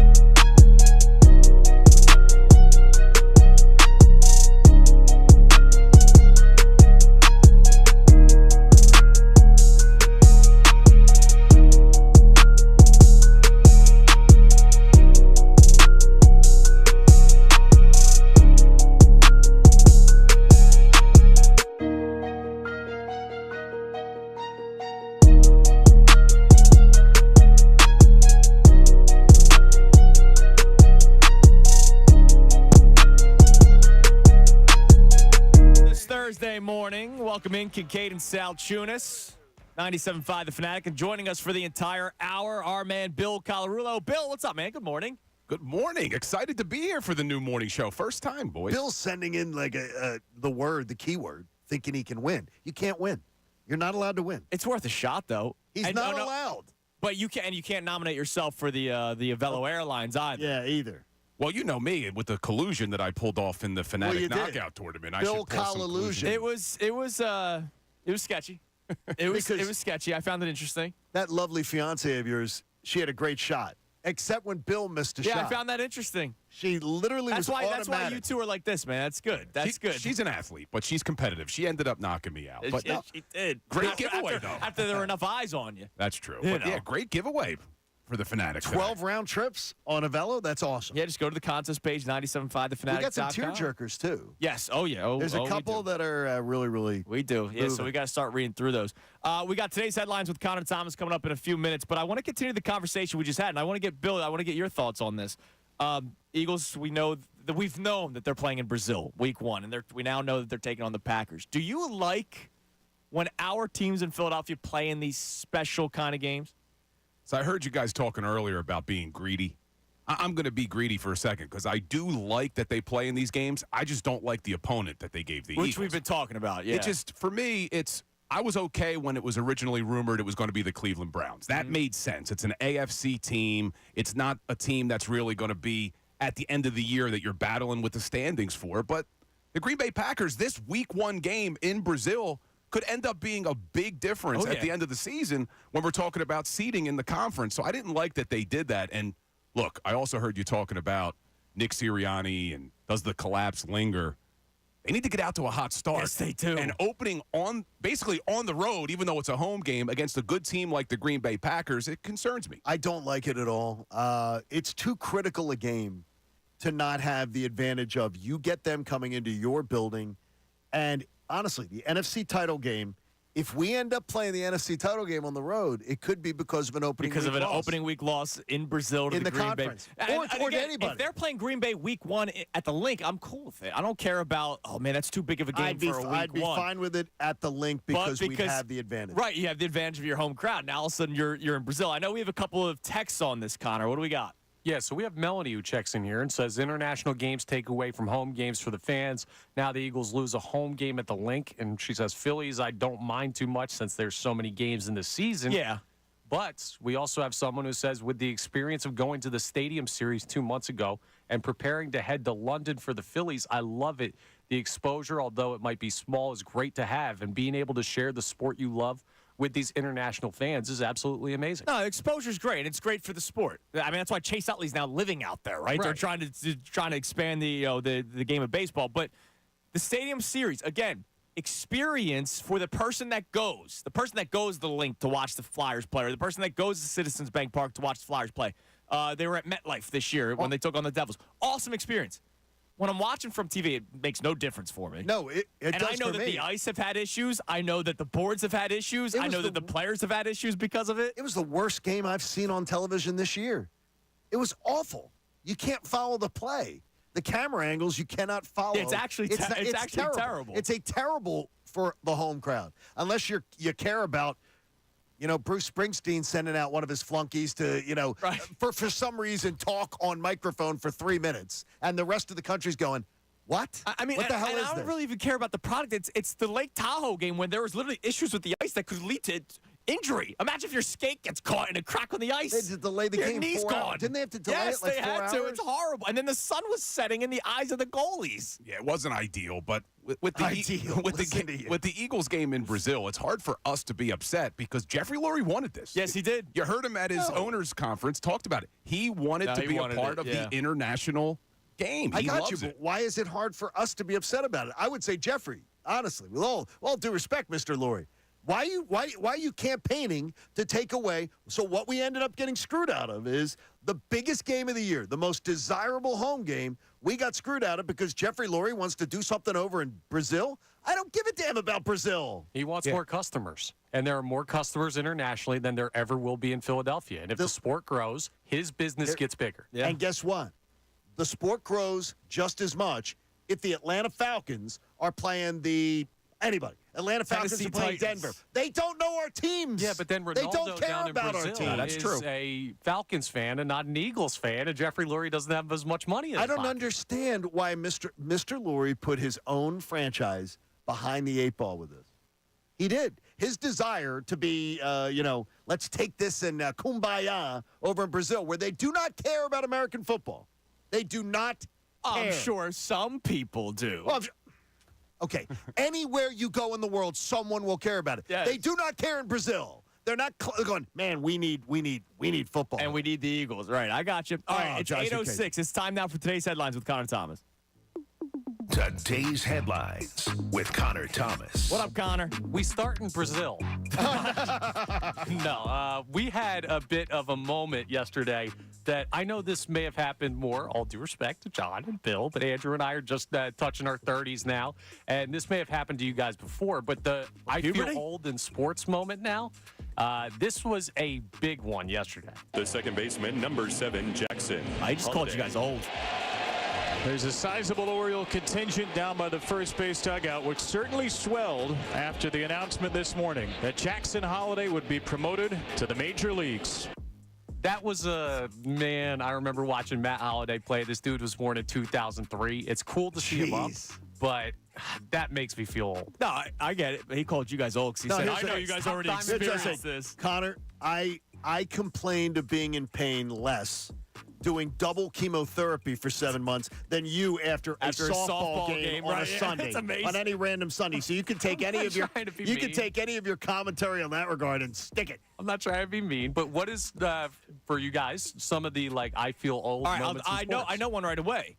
As you know, I was a process supporter, and the Sixers got Nerlens Noel via the trade, and I was like, oh, that's awesome. And then I realized I was like 3 months older than him, and I was like, here I am drinking beers in my college, my college apartment. It's a mess, right? There's 5 dudes living in our college apartment. There's just crap everywhere. And this guy who's 3 months younger than me just got $10 million just walking up onto a stage. That was the first one where I said, I'm washed. May 19th of this year will be 50 years since the Flyers' first cup. I remember being out clanging the pots and pans with a wooden spoon. And I say, wait a minute, that was 50 years ago. And I remember being out on South Mainland Road in Broomall with all the neighbors, clanging the pots and pans and making noise and celebrating because they won the Stanley Cup on a Sunday afternoon. And they won it at 4:30 or 5 o'clock in the afternoon. Right. So it's daylight. Everybody's out and about. That's going to make me feel even worse. Bill? I don't know what you guys are talking about. I'm not old. Yes, Bill. No cop-outs. Bill's 22. Yeah, you can't go cop out. I don't have a specific sports moment necessarily. For me, it was just when I realized I couldn't play men's league hockey anymore. I mean, that was it. Starts to get to you? Now I'm a golfer. It hurts my knees walking up the steps. So, I mean, that's pretty much why I feel old. Now, I gotta throw this by you guys. You're Jackson Holliday. I love love. Okay. Right? I'm a married man. I love love. You know he's married already? Is he? Yeah. I didn't know that. He is 20 years old. Oh, jeez. I have a 20-year-old. I don't He got married. I was looking him up. I was like, what's this kid all about? What's I knew he was Matt What's his birthday? His birthday, December 4th, 2003. Okay, he was born 15 days before my daughter. Wow. He is married. He got married on January 6th of this year. He was engaged December 28th of 2022. So he was 18 when they got engaged, or just turned 19 when they got engaged. Matt Holliday's got to talk some sense. That's a bit much. I think it's a bit much. High school sweethearts, so I think that may have been a part of it. They were together from the beginning. You haven't lived enough life to understand. And people will go, my grandparents did it. Yes, they did. Back in the 50s, they did. In today's day and age, you haven't lived enough. People told me I was too young at 26. 20! No, I think 26, 27 is like a sweet spot. Yes. Pretty good because you've gotten to live. You understand it. You haven't lived on your own. You haven't. No. Unreal. Sorry. All right. Congratulations on the wedding, Jackson. All right. Look, congratulations on a new job to this next guy. John Calipari had his introductory press conference with the University of Arkansas. And listen to this, what he had to say, because this breaks your brain. I'm jacked about another opportunity. I'm like, let's go. Now, I met with the team. There is no team. So now Hunter's really extremely confident. But we got to get a roster together. And some of it is a little bit of everything. I met with the team. There is no team is an all-time press conference line. I met with the team, but there is no team. I will tell you this: I wouldn't trust John Calipari as far as I could throw him. Here's my read on that quote. One, team isn't coaching. Like, he has to build a coaching staff. He just got there. Two, every player that's there, he doesn't have to keep them. That's fair. But just like the word. Every player that's it's like Dion when he went to Colorado. I actually respected it. I know there's the video cameras all over the place, but his first messaging to the Colorado football players was, just because you're in this room now does not mean you're going to be in this room, once I start making my roster. And he was just honest about it. Calipari said it in a weird way. Yeah. Some of it is a little bit of everything, remember? But isn't this Calipari with a little self-preservation, too? I mean, we've heard him after he loses every time in the NCAA tournaments. Never his fault. He reminds me of Doc Rivers at times, blaming everybody else. Fault, so now it's, hey, we don't even have a team, so don't have expectations give us some time, right. Here's Calipari. Banner goes up for the Final Four at Massachusetts. They have to tear it down. Battle goes up at Memphis. They have to tear it down. He's at Kentucky. I don't believe he was doing things the right way. I don't believe the man does things the right way. God bless you, Arkansas. God bless it. Let's round out with the Eagles trying to do things the right way, something you guys talked about earlier with the start to the season and the mental toll we could have. Going into this upcoming season with the Eagles, where are we going to be at collectively, mentally with this team? They're going to have to prove it to me, because what did they show me last year? They showed me they didn't have fight in them. They showed me that when they got punched in the throat, they had no answer. They showed me that when the going got tough, they absolutely turtled. Yes. And by the way, that included healthy Jalen Hurts, healthy A.J. Brown, healthy Devontae Smith, healthy offensive line, the great veteran leadership you hear all about. They folded like cheap suits. So, yes, this is a prove-it year to me.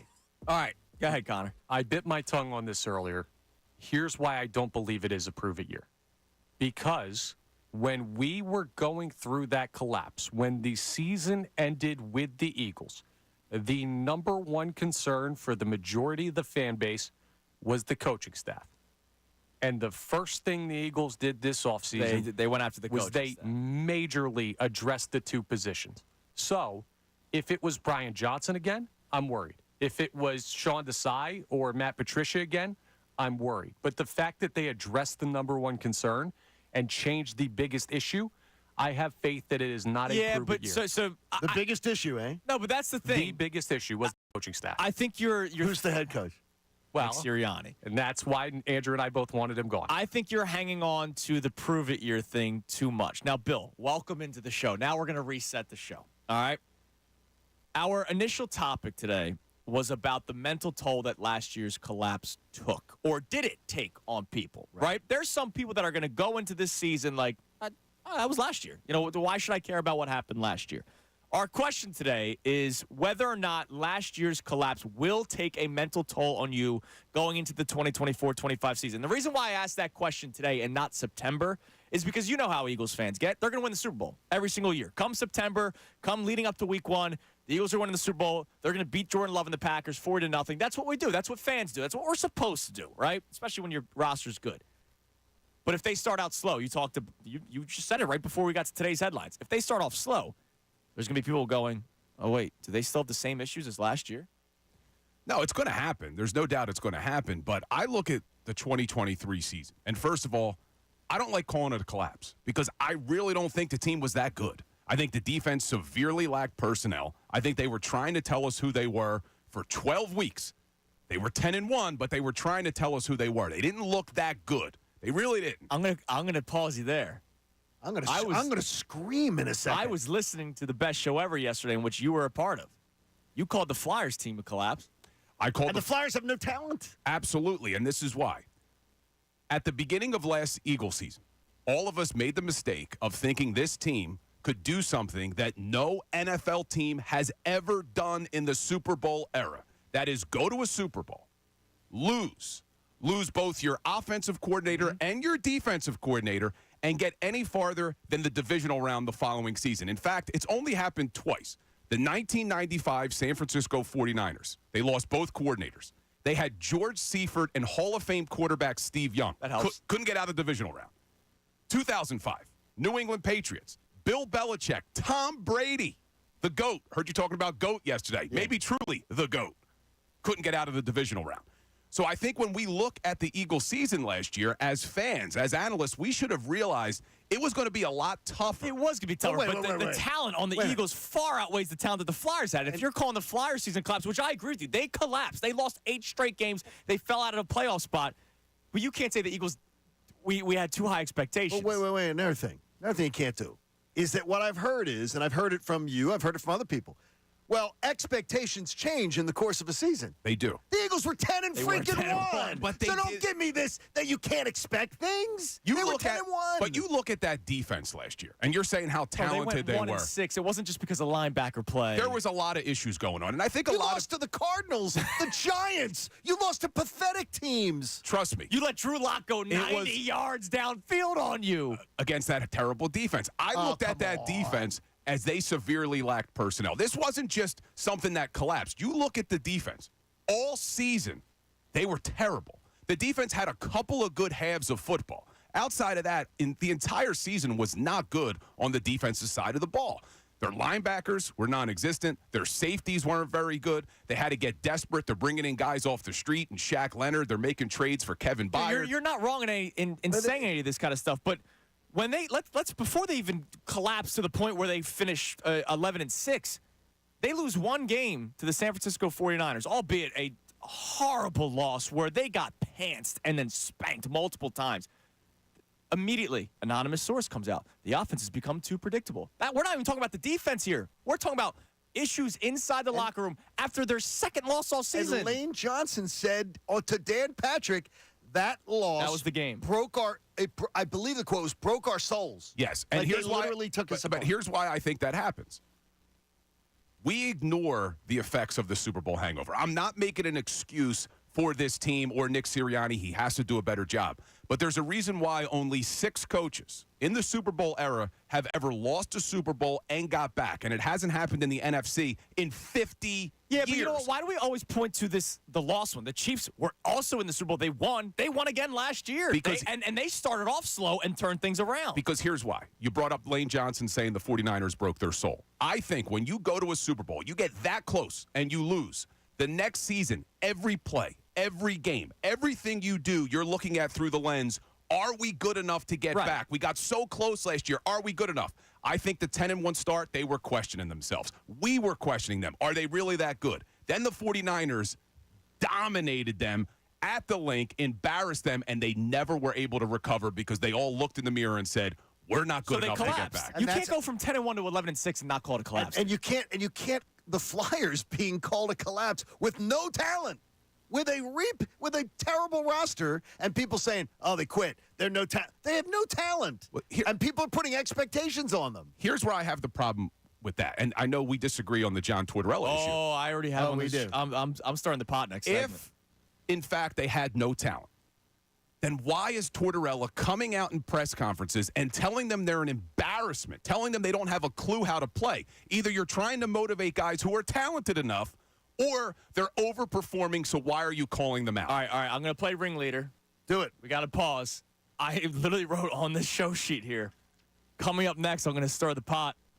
Because I know I was listening to you, and you guys did a great job, you and Tyrone yesterday. I just disagreed with the collapse thing. You guys are on totally opposite sides when it comes to John Tortorella. I am going to stir the pot. But also, on a happy note, we have a pair of Phillies tickets to give away for this weekend. I will tell you how, coming up next, how you can win a pair of Phillies tickets to a monumental game, ladies and gentlemen. Monumental. A monumental game? I'll tell you what that means next. It is Kincade Salciunas with Bill Calarulo joining us for the entire hour right here on 97.5 The Fanatic.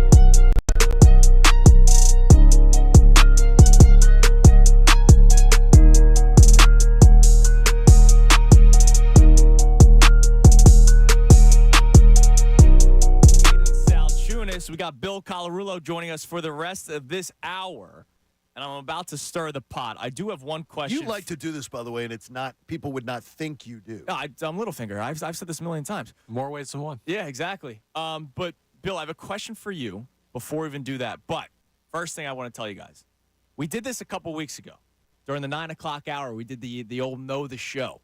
Yes. So I have a pair of Phillies tickets to give away today. So our buddy John Brazier, director of fun and games at the Phillies, will actually be coming in studio today around 9:30, 9:35.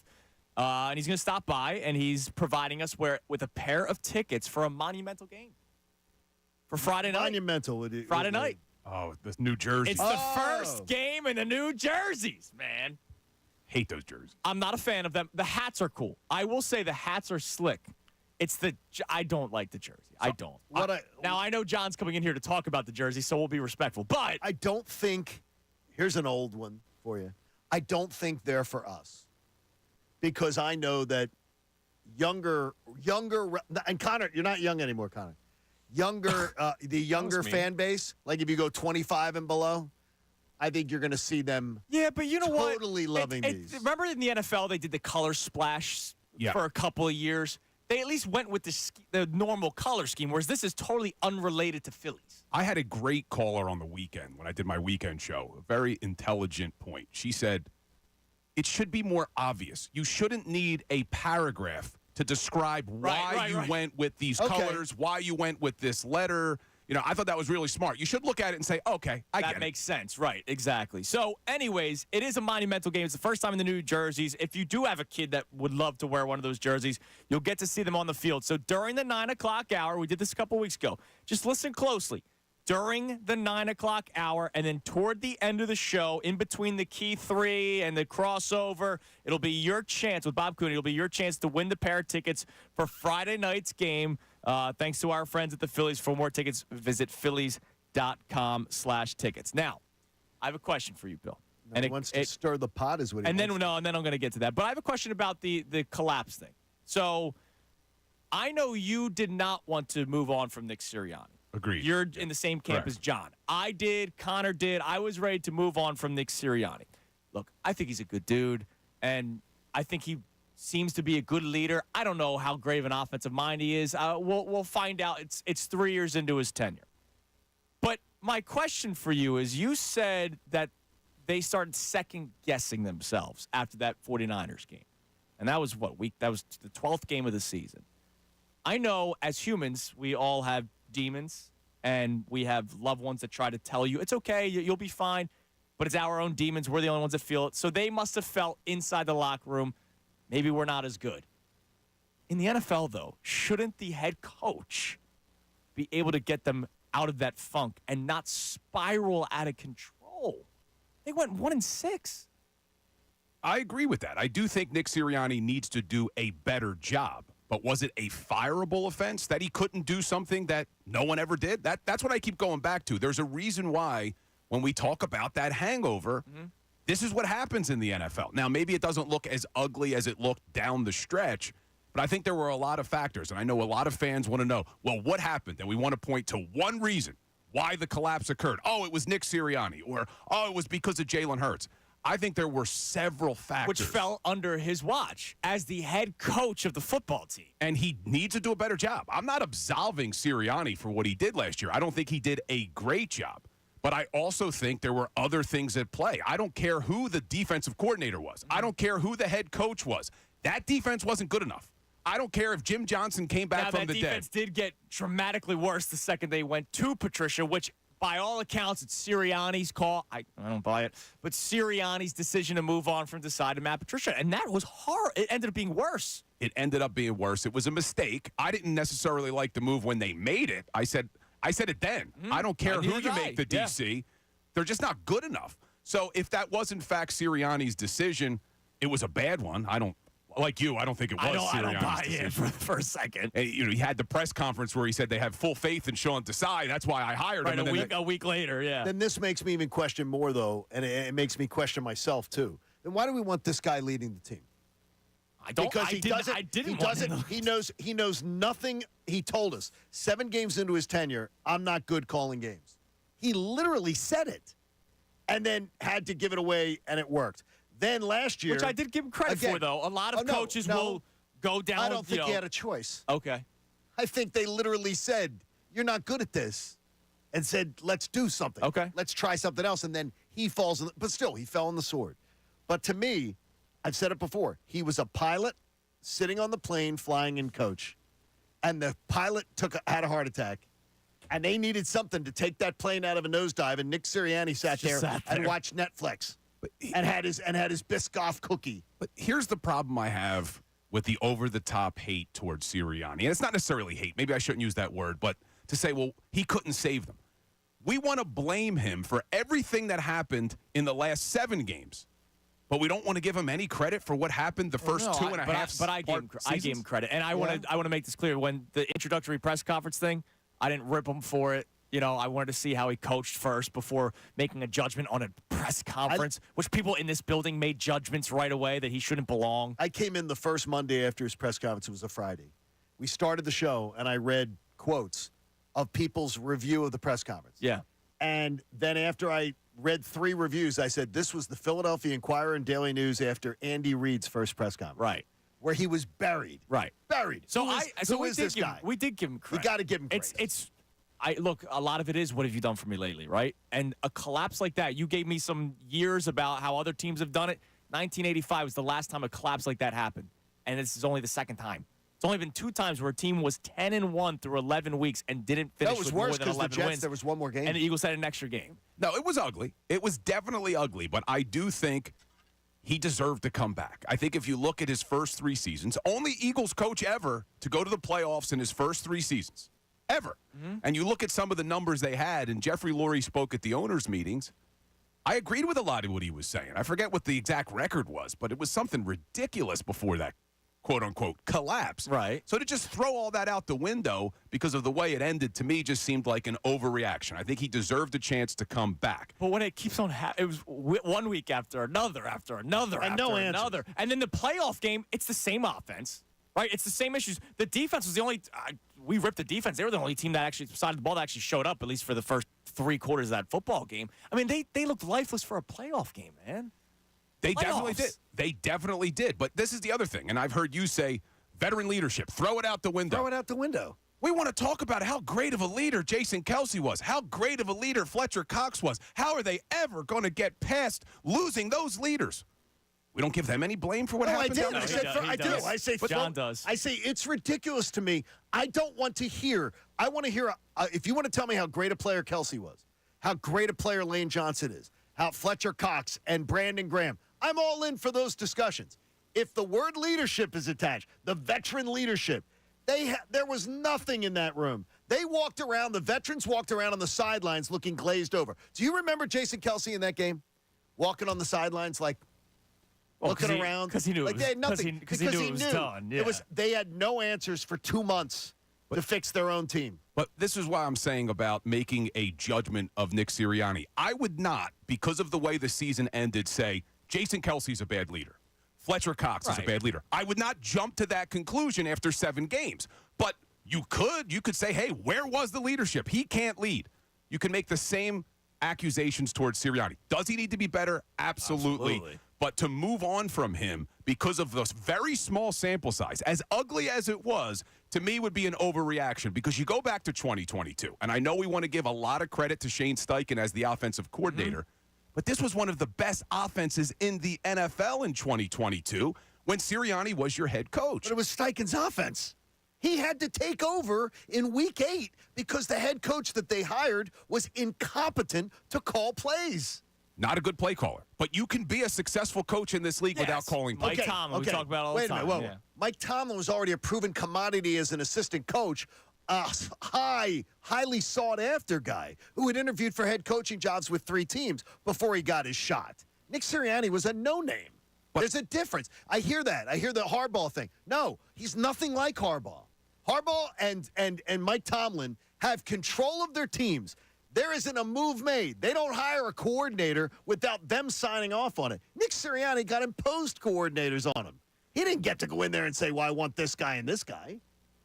But to ignore some of the things that Sirianni does well, let's look at in-game decisions. I've never watched a game and said Nick Sirianni made the wrong decision going forward on fourth down, or Nick Sirianni blew timeouts at the end of a half. Well, or actually, you could make the case that there were times where they didn't go for it on fourth down, like the Super Bowl, the biggest game of the year, where he went the opposite of what he'd done. Of what he did the whole season. They went 14-3 in. That was a tough decision. I know exactly the play you're talking about. Is when they kicked the field goal to go up 6, I believe, instead of going for the touchdown against Patrick Mahomes and Andy Reid. But you look at some of the things they've done in games. Look, Sean McVay, great coach, great play caller. They had to hire a clock management coach this coming season because how bad he is with clock management. So to ignore some of the things he does well, Sirianni is good with clock management. I give Sirianni a lot of credit. NFC Championship game, Devontae Smith on the sidelines. Doesn't really catch that ball. Right. Jumps up, starts signaling to his team. Run up to the line, get the play called before the challenge. Whoa. That's good coaching. Wait a minute. Or was that good That's instinct? somebody upstairs telling him to do that. Or was that instinct by Devontae Smith? You don't think they've practiced that? But Bill, probably have. Bill, there's a guy on the sideline who is completely different than every NFL coach now and every NFL coach in history. Worried about where the Fox cameras are so he can mug for the cameras, and he's getting into fights with opposing players, which is ridiculous, terrible behavior for a head coach. He's got to grow up. He's got to be the leader. And I think when the team needed a leader last year, he was missing in action. Missing in action. It had nothing to do with that. He does have to be better. I'm not absolving for what he did the end of the season. I just don't think moving on from him would have been the right call. And I didn't want him to go either after 3 playoff things. I would have given him a 4th shot. But then I got to ask you, Bill, why do you want Torts fired? Because I think there are 2 completely different issues that occurred here. If Nick Sirianni, we're talking about Sirianni, if Nick Sirianni, after a couple of games that they lost, would have gone into press conferences and started calling out his players and saying that they were an embarrassment to the Philadelphia Eagles, they were an embarrassment to Midnight Green, then started benching Jason Kelce, started benching Fletcher Cox, and started doing things, and the team didn't respond, I think we would be sitting here saying, wow, Sirianni really misread the room. We've had debates about whether or not he lost the locker room. We're talking about it right now. He didn't, by the way, Tortorella. He did not. They played so damn hard for him, even through the game the other night. It's 1-0 halfway through the game. They're blocking shots left and right. And again, I talked to an NHL executive yesterday from a Stanley Cup winning team going, if you asked every team in the league, he said, this is so Philly. By the way, that's the first thing he texted. This is so Philly. If you asked every team in the league, give me a team that plays hard, the Flyers would be in the top 3, guaranteed, no questions asked. They play for the guy. They sacrifice their bodies for the guy. All right, ding. Round 1 done. Yeah, I got more after the break. We have another segment with Bill. Bill's in with us till 9 o'clock. So now you guys up, Bill. can both have it. Yeah, exactly. Get spit into the bucket. All right. Does that have a bucket? Do I need Mickey to come out and cut? He's a wrecking machine. Cut me, Mick. So let me know. We'll get the towel. We'll get the ringside girl coming out. Are we allowed to do that anymore? We'll get all that taken care of. I need to hear more from the 2 of you because I know you guys are polar opposites about this. It is Kincade and Salciunas right here on 97.5 The Fanatic. Amy Fadul, you see her on Instagram.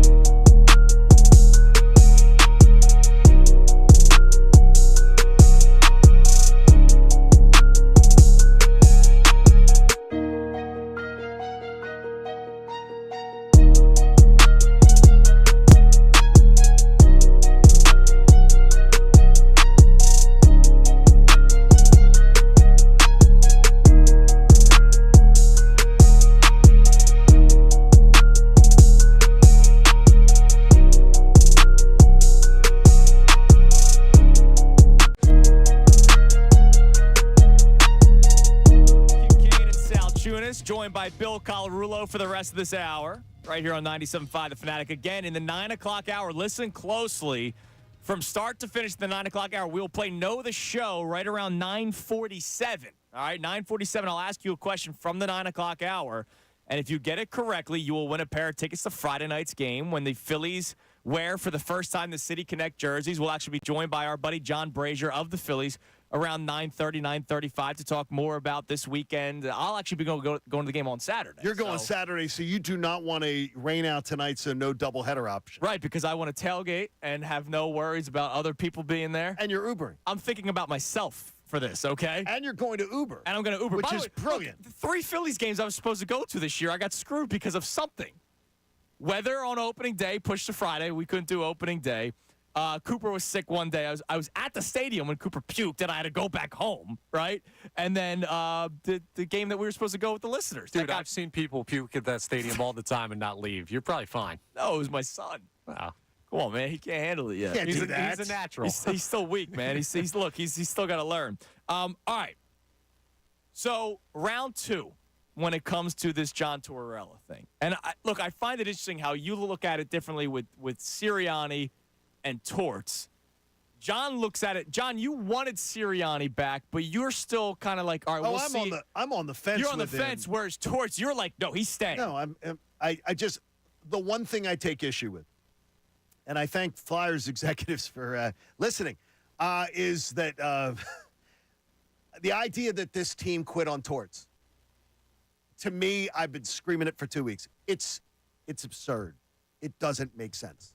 It doesn't make sense. But I will say this: they are a bad. He was given a bad roster, and he squeezed so much success out of it. It's incredible. And if you say, well, expectations change because of the course of the season they were playing really, really well, right? Then my rationing of reasoning of bringing back Nick Sirianni has to go out the window because it's hard to get back to the Super Bowl. They were 10-1. Everything was in their control. Right. But they were cruising. But if we're going to give Tortorella credit for the start of the season, which I do, and I do find it hard to be overly critical of him because I do think he did a really good job for about 3/4 of the season. But if we're going to give him the credit saying he got this team to play better than their talent was, this is where I take issue. Then why are you calling out players? Why are you telling them they're an embarrassment? And when you look at the things he did, I think as a head coach, it's your job to be able to read the room and your job to be able to say, do I want to be aggressive? Do I want to coddle? How do I want to lead this group of men? And I think he misread the room. Because of the fact that the Eagles have a standard that was set from the beginning of the Andy Reid administration that has carried them through a quarter of a century. A standard of expectation, standard of behavior. John Tortorella was brought in here to create one, to build one. So he's saying this kind of stuff, like Sean Couturier and his reaction to being benched for one game. Which was a horrible reaction. Which was amateur hour. That is, I was brought here to set the ground floor, set the standard. What is expected? What is acceptable? And so it's a completely different scenario. Nick Sirianni stepped into, Doug Peterson stepped into, Chip Kelly stepped into an organization that had a standard set for a long period of time. Then why, less than a week earlier, he says they're an embarrassment, guys don't have a clue. Less than a week later, guys are pressing. We need to stay positive. Well, why do you think they're pressing? You just called them an embarrassment. And you know what you're going to do? You're going to find out who on their roster can handle that kind of crucible. Because if you don't think that that's going to be when this team gets good, that's going to be a normal day in the Daily News and a normal day on the Fanatic and a normal day on the local news channels. So let me ask you a question. This may be a longer answer, more time than we have. But so the way Sean Couturier responded to him being benched. Yes. Should he be the captain next year? No. I don't. I have a feeling that he may not come home from Las Vegas when I do, from the draft. I really do, because to me, the last thing you do is you take your benching. He should have been behind a microphone. He should have one of the microphones after skate and said, "Hey, coach ain't playing. There's a standard here of acceptable, and everybody is subject to it. And tonight, I'll sit out, and everybody is being held to a standard." If he had done that, instead of running to the agent And then having the agent run to the before Athletic. the agent, when his reaction was, I'm not being treated well poorly. around here. Come on. Get out of freaking violins. Here was the issue I had at the time when they benched Couturier. I didn't look at Couturier as a guy who wasn't giving full effort. Was he performing maybe as well as we were hoping he'd perform? No, but he was coming back from 2 back surgeries. He missed almost 2 seasons. I think you bench a guy and you make an example of a guy who's not giving 100% effort or who's not listening to the coaching but do that we he's know, receiving. How do we know he is? Right, like, but all the way, also, was he benched because of his play? Like, if a batter's won for his last 50. He was Johan Rojas. Johan Rojas, people wanted him out after 9 games. He had 1 goal in 27 games. That's unacceptable. But couldn't they have done it in a way where you're not embarrassing your veteran leader? They embarrassed Sean Couturier, and I think he lost any leadership that he was going to be able to provide once he got benched in the way it went. Pat Riley, and I've heard Shaquille tell the story before. Pat Riley, Phil Jackson. When they would tear into people, they were tearing into Shaq and Kobe. Pat Riley, tearing into Shaq, tearing into the best players in the room. You go after your best players. I'm sure you had coaches that did that. I didn't hold, as a coach and at a totally different level, I didn't hold my star players. I held them to a far higher standard than the third line guy. And I know this guy, Bill Calarulo, knows his hockey. Yeah. So even though Bill and I really disagree on this, we've had hockey conversations at length. This guy knows his hockey. We just disagree on Tortorella. Yeah, how long has Couturier been with the Flyers? I don't care about We've never heard, though, that he's an issue or that he's a problem. And now all of a sudden, I don't think Tortorella called him a problem. He didn't call him a problem. He gave him a night off when he was struggling. No, what I'm saying is we're talking about it now because of the way he handled the way he handled it was poorly. The way he handled it was But we've poorly. never had issues with him in all the time he's been here. You know what? He's also been here presiding over an era where nothing's gotten done. Yes, and also to what we said the day he was scratched and the day he reacted. John and I both said he could have handled it. This was his first test as a captain, and he failed. He flunked it. His first test as a captain. I think Bill passed his first test with us, though. I agree. That was a fun hour. I can't believe it's done already. Bill, thank you for coming on with us. We appreciate it. When can we hear you next on the station? So thanks for having me. I'm not going anywhere. I'll be here at 10 o'clock with Bob Cooney for the full midday show. Gosh. All right, well, then we'll hear from Bill. Then get the hell out of here Bob. and get a show plan. Go prep. All right, coming up next. We'll reset the show, the topics that we got into. I know some people wanted to talk Sixers, and we went away from that with all this Eagles and Flyers talk. So we'll get back to the Sixers conversation as well. Is it too greedy to start hoping for certain matchups in the first round when all of a sudden we're just gifted with the fact that they could be a 6 seed? We'll talk about the mental toll that the Eagles may have taken on us after that collapse last year. I told you about Know the Show in the 9 o'clock hour. Your chance to win Phillies tickets, a whole lot more. Kincade Salciunas, 97.5 The Fanatic. Fanatic Sports Update. Flyers clean. I'm covered.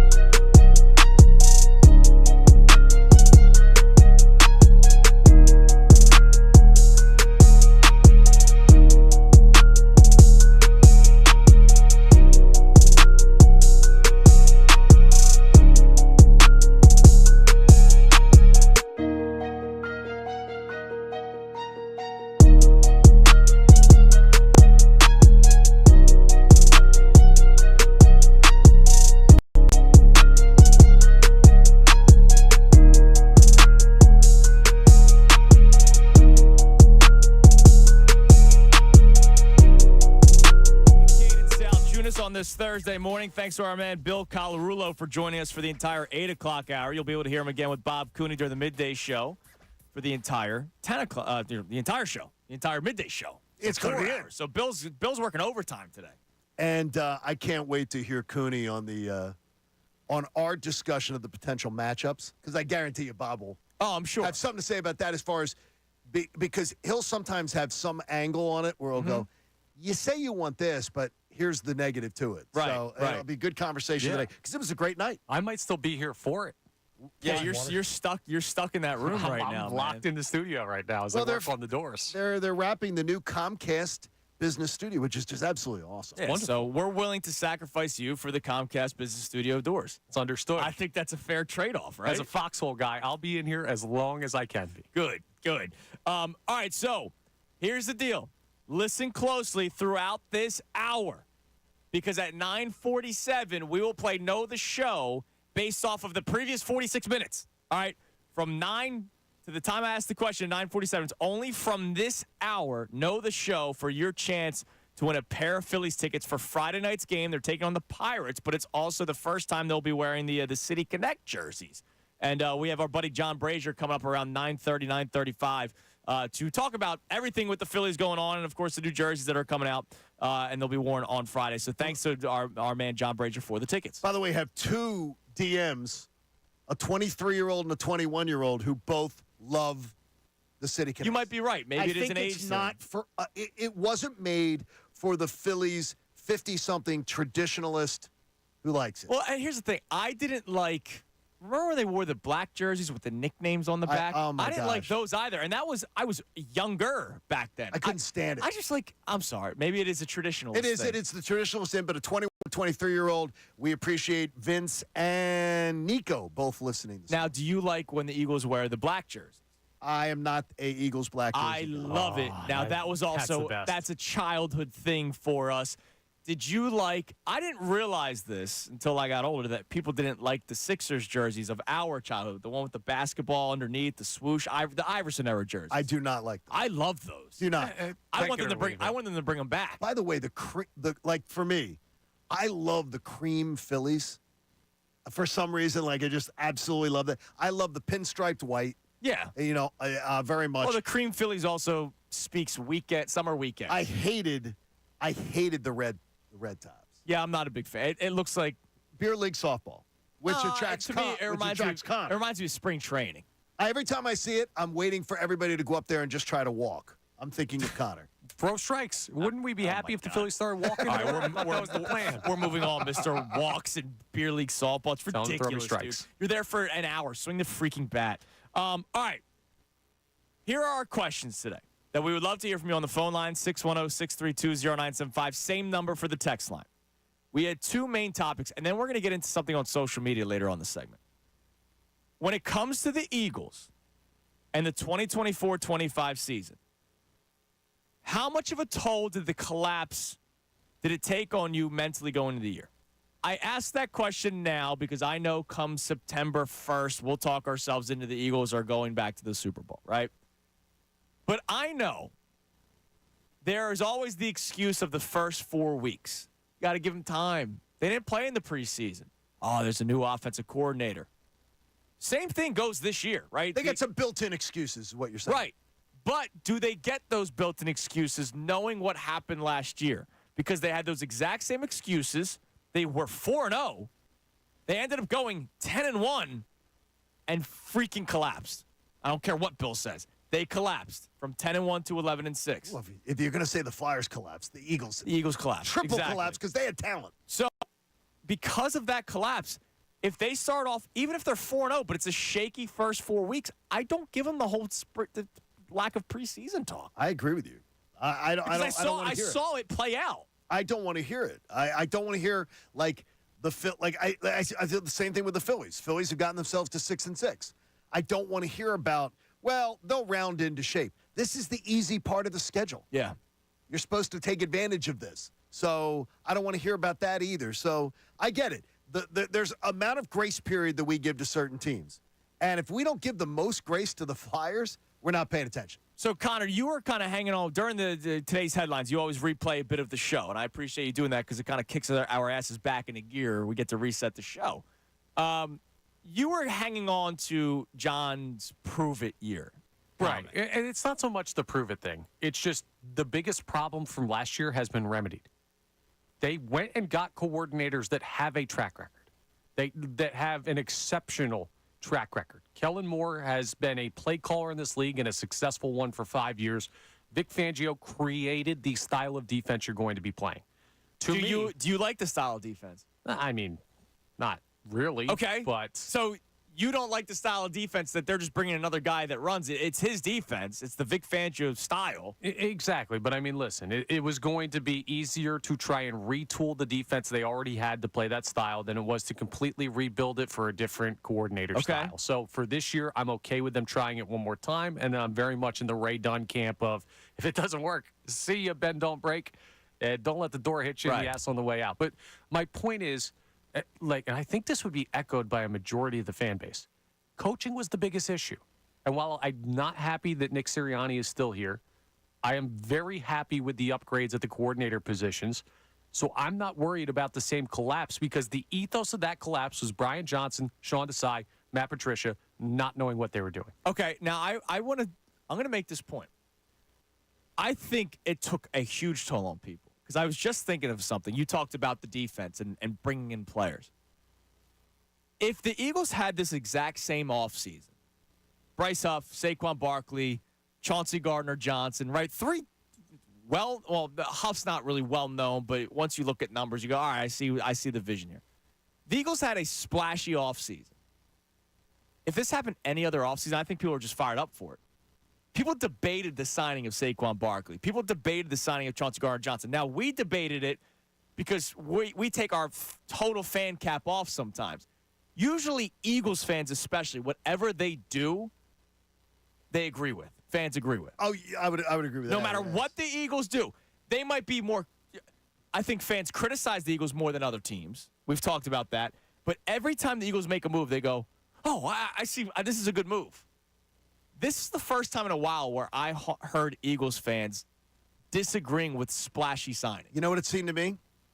The Saquon Barkley signing to me seemed like, look over here, don't look away, because look at what we're doing. We're going completely against organizational philosophy, and we're doing something that we haven't done in 10, 12, 15 years. To do that, to overspend at a position that I do not advocate overspending at. And I think people aren't looking over there. I think people are going, wait, but what about the defense? I'm thrilled. I will be thrilled to watch Saquon Barkley, if healthy. I will be thrilled to watch him perform in an Eagles uniform. But I also am not of the philosophy of spending that kind of cash on a running back. I'm just not. It's not my thing. But it's the same reason that you're very logical with the Brazil game. And some people are very much in the camp of, yo, that's sick. But not many people are saying, yo, that's sick. Not many people When the signing happened, I was the excited one. You were the most excited here. There was more. I got pushback from Eagles fans, which I was stunned by because usually if the Eagles signed Connor Thomas today to play left tackle, people would go, oh, I could see the vision in this. Because people do that. People, whatever Howie does, whatever the Eagles do, people just, I don't want to say sheep, but there are people that go, yeah, all right, sure, yeah, that sounds good. I'm an Eagles sheep. I could be sheared. Honestly, I am such a sheep for the NFL, for the Eagles. Jeffrey Lurie knows that. Right. He's got a pen, and he brings by a little bowl of feed. Okay. And puts it out there. I'm one of the sheep. Well, and there's a lot of people that. There's many like me. But this was the first time where I heard pushback, and I think it's because of the collapse from last year. I think that much of a toll actually affected how people thought about the offseason. I think a lot of people feel that way because Sirianni's back, too. It could be. I think it was. Yeah. I think it's a lot of people have that doubt in their head. And I don't know that that's fair to Nick Sirianni. So answer that question on the text line or phone line, 610-632-0975. How much of the collapse will take a mental toll on you going into this upcoming Eagles season? The other thing that we got into early on, the Sixers didn't play last night, and yet they won. The Orlando Magic lost last night, and the Miami Heat lost last night. Amazing. If the Sixers win out, John, you have said the Sixers. Right, Sixers should beat Sixers should be the 6th seed. If they win out. Win out. And one of those games is the Orlando Magic, which is why it makes sense that if they win out, they jump the Magic. You have to win. You've got to beat the Magic. Yes. And so they get to the 6th seed, which is amazing. The fact that we're even talking about this when just a week and a half ago we were saying, oh, please don't fall back to 9. I remember saying there's no way they fall back to 9. The lead was too big, but mathematically there was still an opportunity. But they climb up to 6. But earlier we started talking, and look, it's natural. I felt the same way as you did, John. I was going, man, I hope that the Cavs can get to the 3rd seed. I'd rather it be the Cavs and not the Knicks because I think that's better for the Sixers. I think it's tempting the sports gods, or I think it's being too greedy, no matter what, however you want to believe in things. I think we're being too greedy, starting to demand or hope who we want them to play in the first round. I've always learned. I think that's bad karma. It's one of the things. Well, I don't believe that because I think every fan base is doing the exact same thing. So who does karma decide to attack? Yeah, but we've already gotten a lot. No. We've gotten a lot. We got Embiid back earlier than we thought. We have it so much better than other cities, Connor. I can't even get into that. There's a million other cities that we do. But karmically, maybe not. No, but what I would say is that it takes me back to a Cooneyism, as I would call it, is that when you start worrying about that, you sometimes think the players aren't worried about it. Of course, the players are just saying, win both games. But you know what? I was here before the players. Right. I'm here after the players. And you will be here after the players, too. So I know history. They don't know the history, all right? Sure. All right, let's go to the phones. Let's go to our man, Taste the Cake, Dom. Sorry for making you wait so long, Dommy. We appreciate you calling in. Andrew, it was the show today. You guys are awesome. But the show today, I'm so fired up to talk to you guys. Oh, nice. That's good. Because I had this conversation with Bob, and he completely disagrees with me.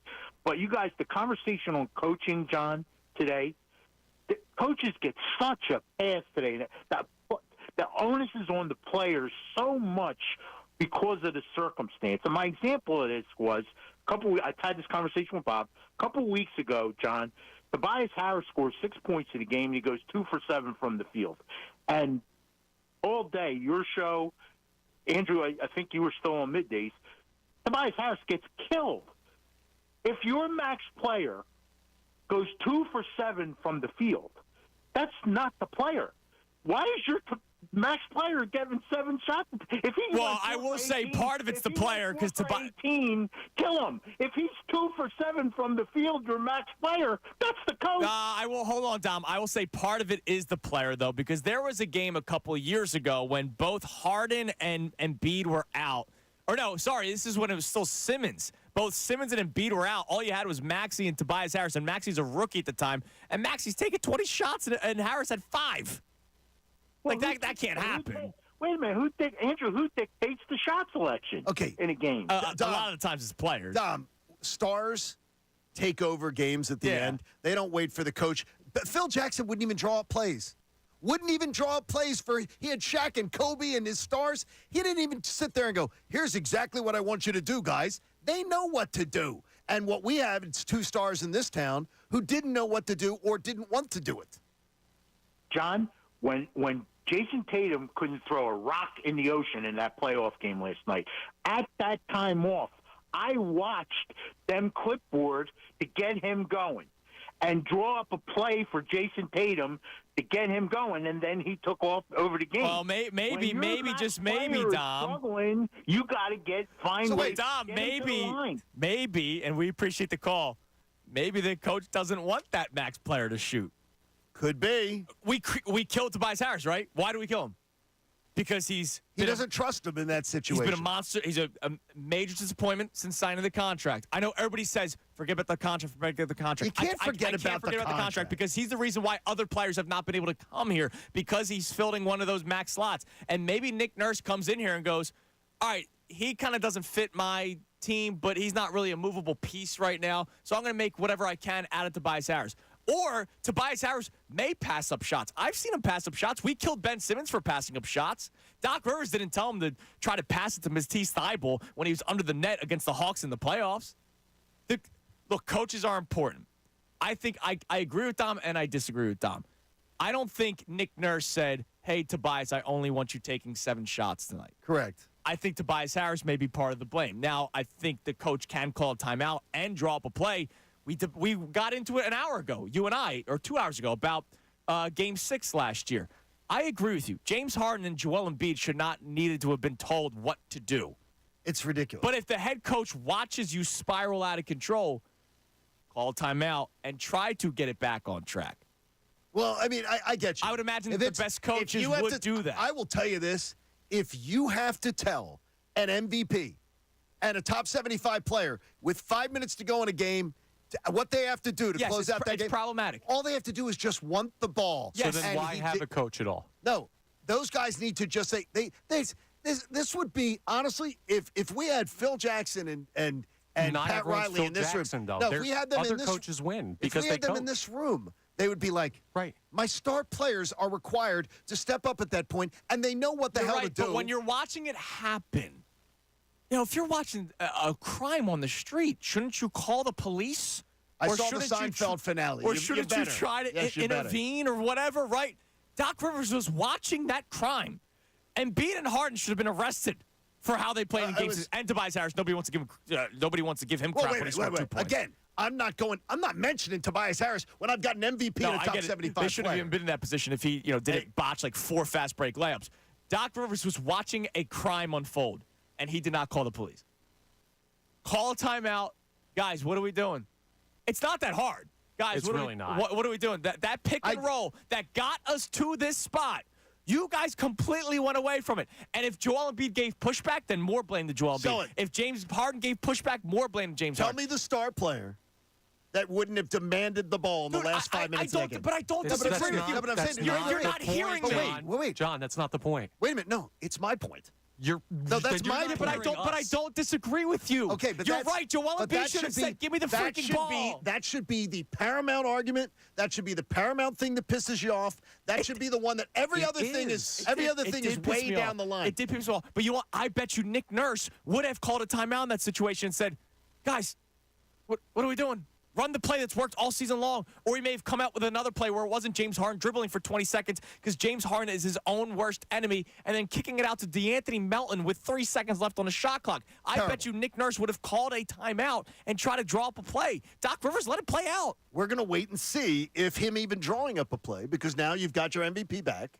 Yes. And you've got a great roster. You're feeling good about the depth of the roster.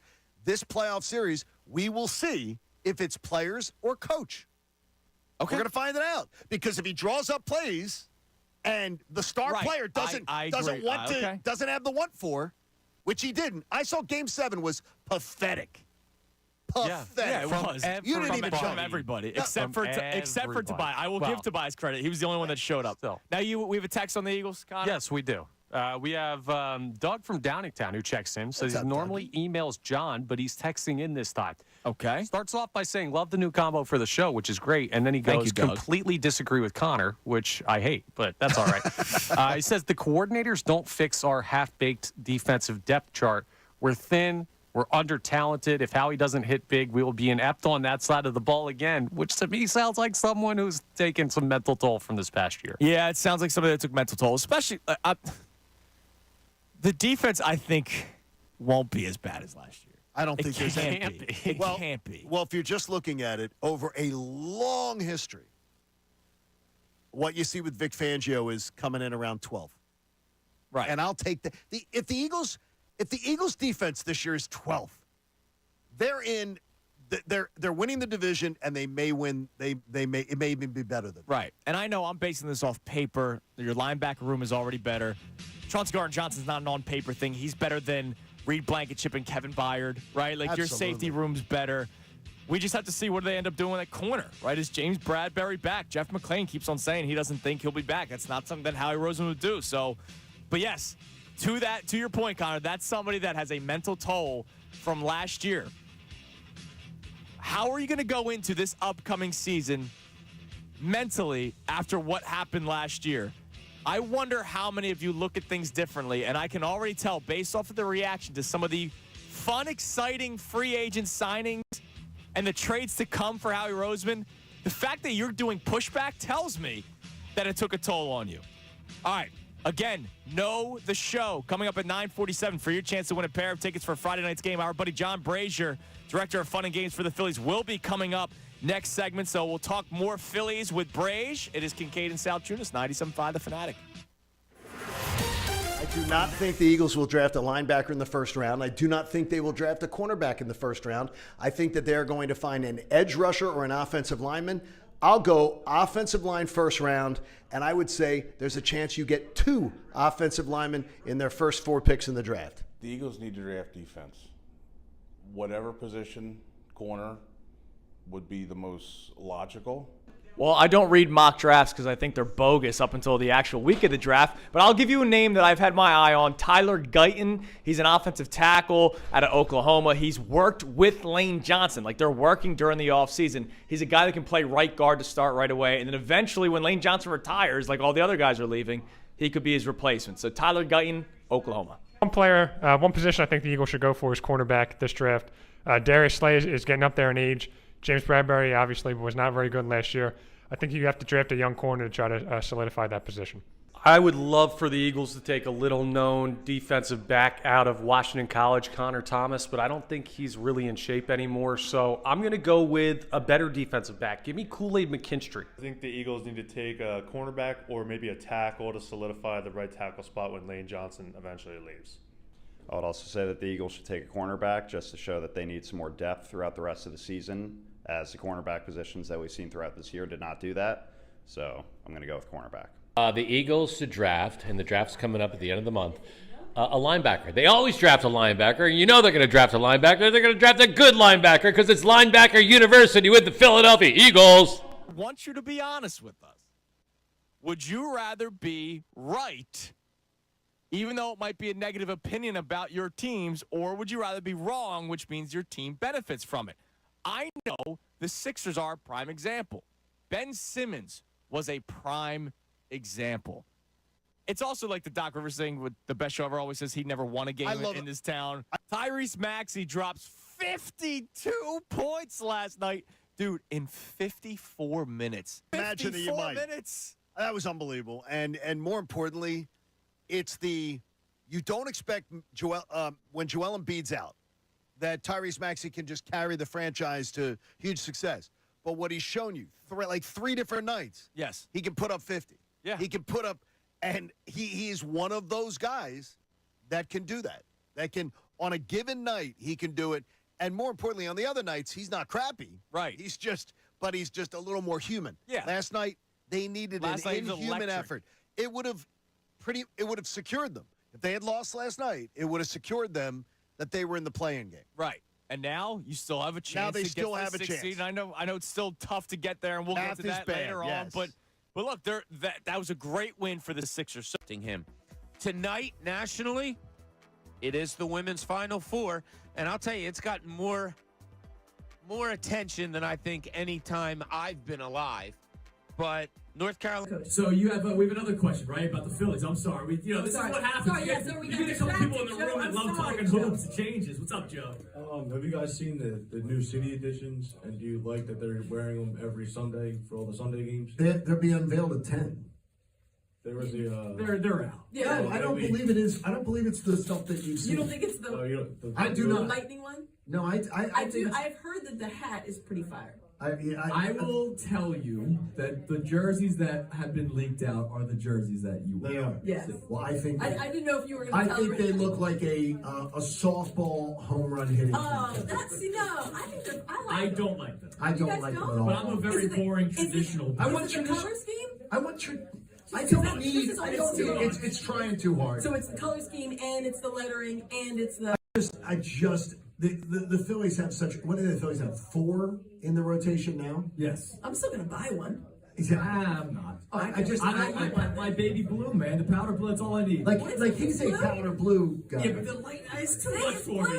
It's way too much. It's the lightning with the yellow. Yeah. All right. Just doesn't. No. Too much going on. No, too much.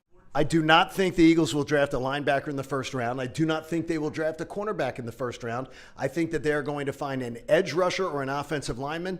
I'll go offensive line first round, and I would say there's a chance you get 2 offensive linemen in their first 4 picks in the draft. The Eagles need to draft defense. Whatever position, corner, would be the most logical.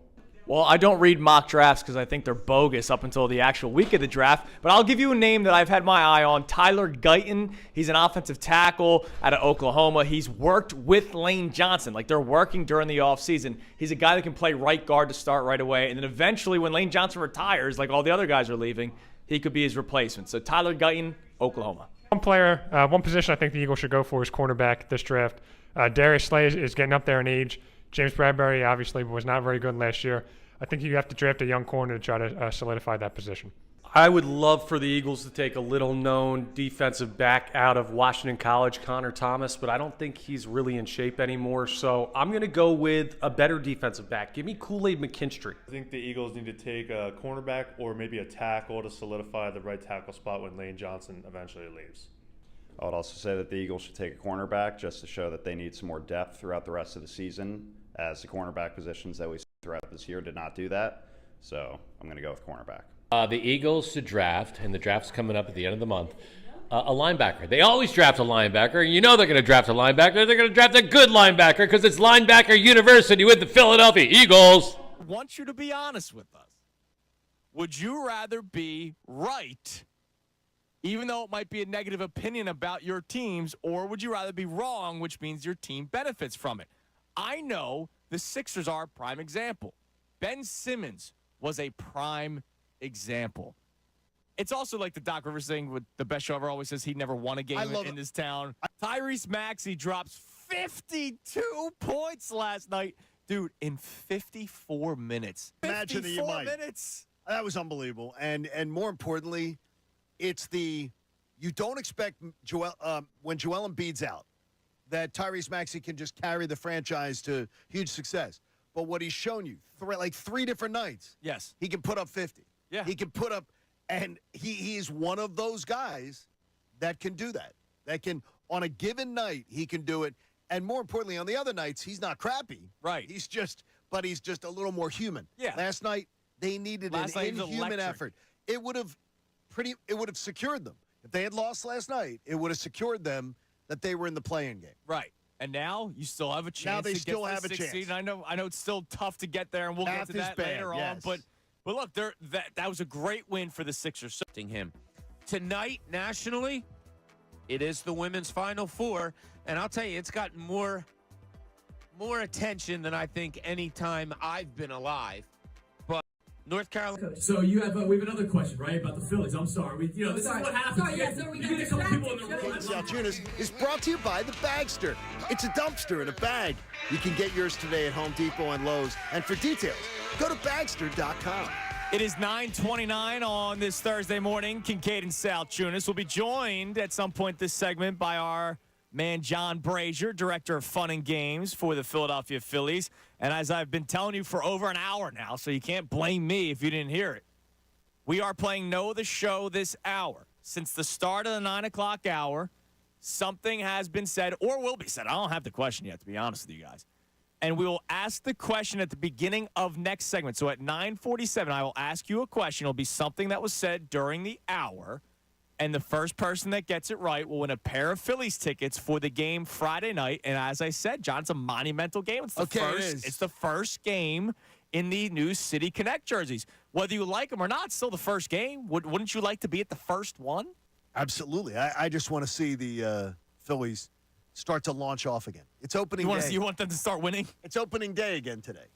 They're back to 500, so it's back to opening day. Gets a fresh start. Now, Connor, I will ask this question. So Connor Thomas made a statement, after game 1 of the series with the Cardinals? Yes. Connor said if the Phillies win tonight, which was game 2, which they ended up not winning game 2, he said if they win tonight, they will never fall back below 500 again the rest of the season. They ended up losing, so they went back to 500. So if they win tonight, do you still feel that way? No. The statement is non-redeemable. What? What changed so much in 48 hours? Wouldn't it be easier now? When I saw them win the Turnbull start, I assumed that they were also going to win the Wheeler and Nola start. Like, I felt that they had a really good chance because of the pitching in that.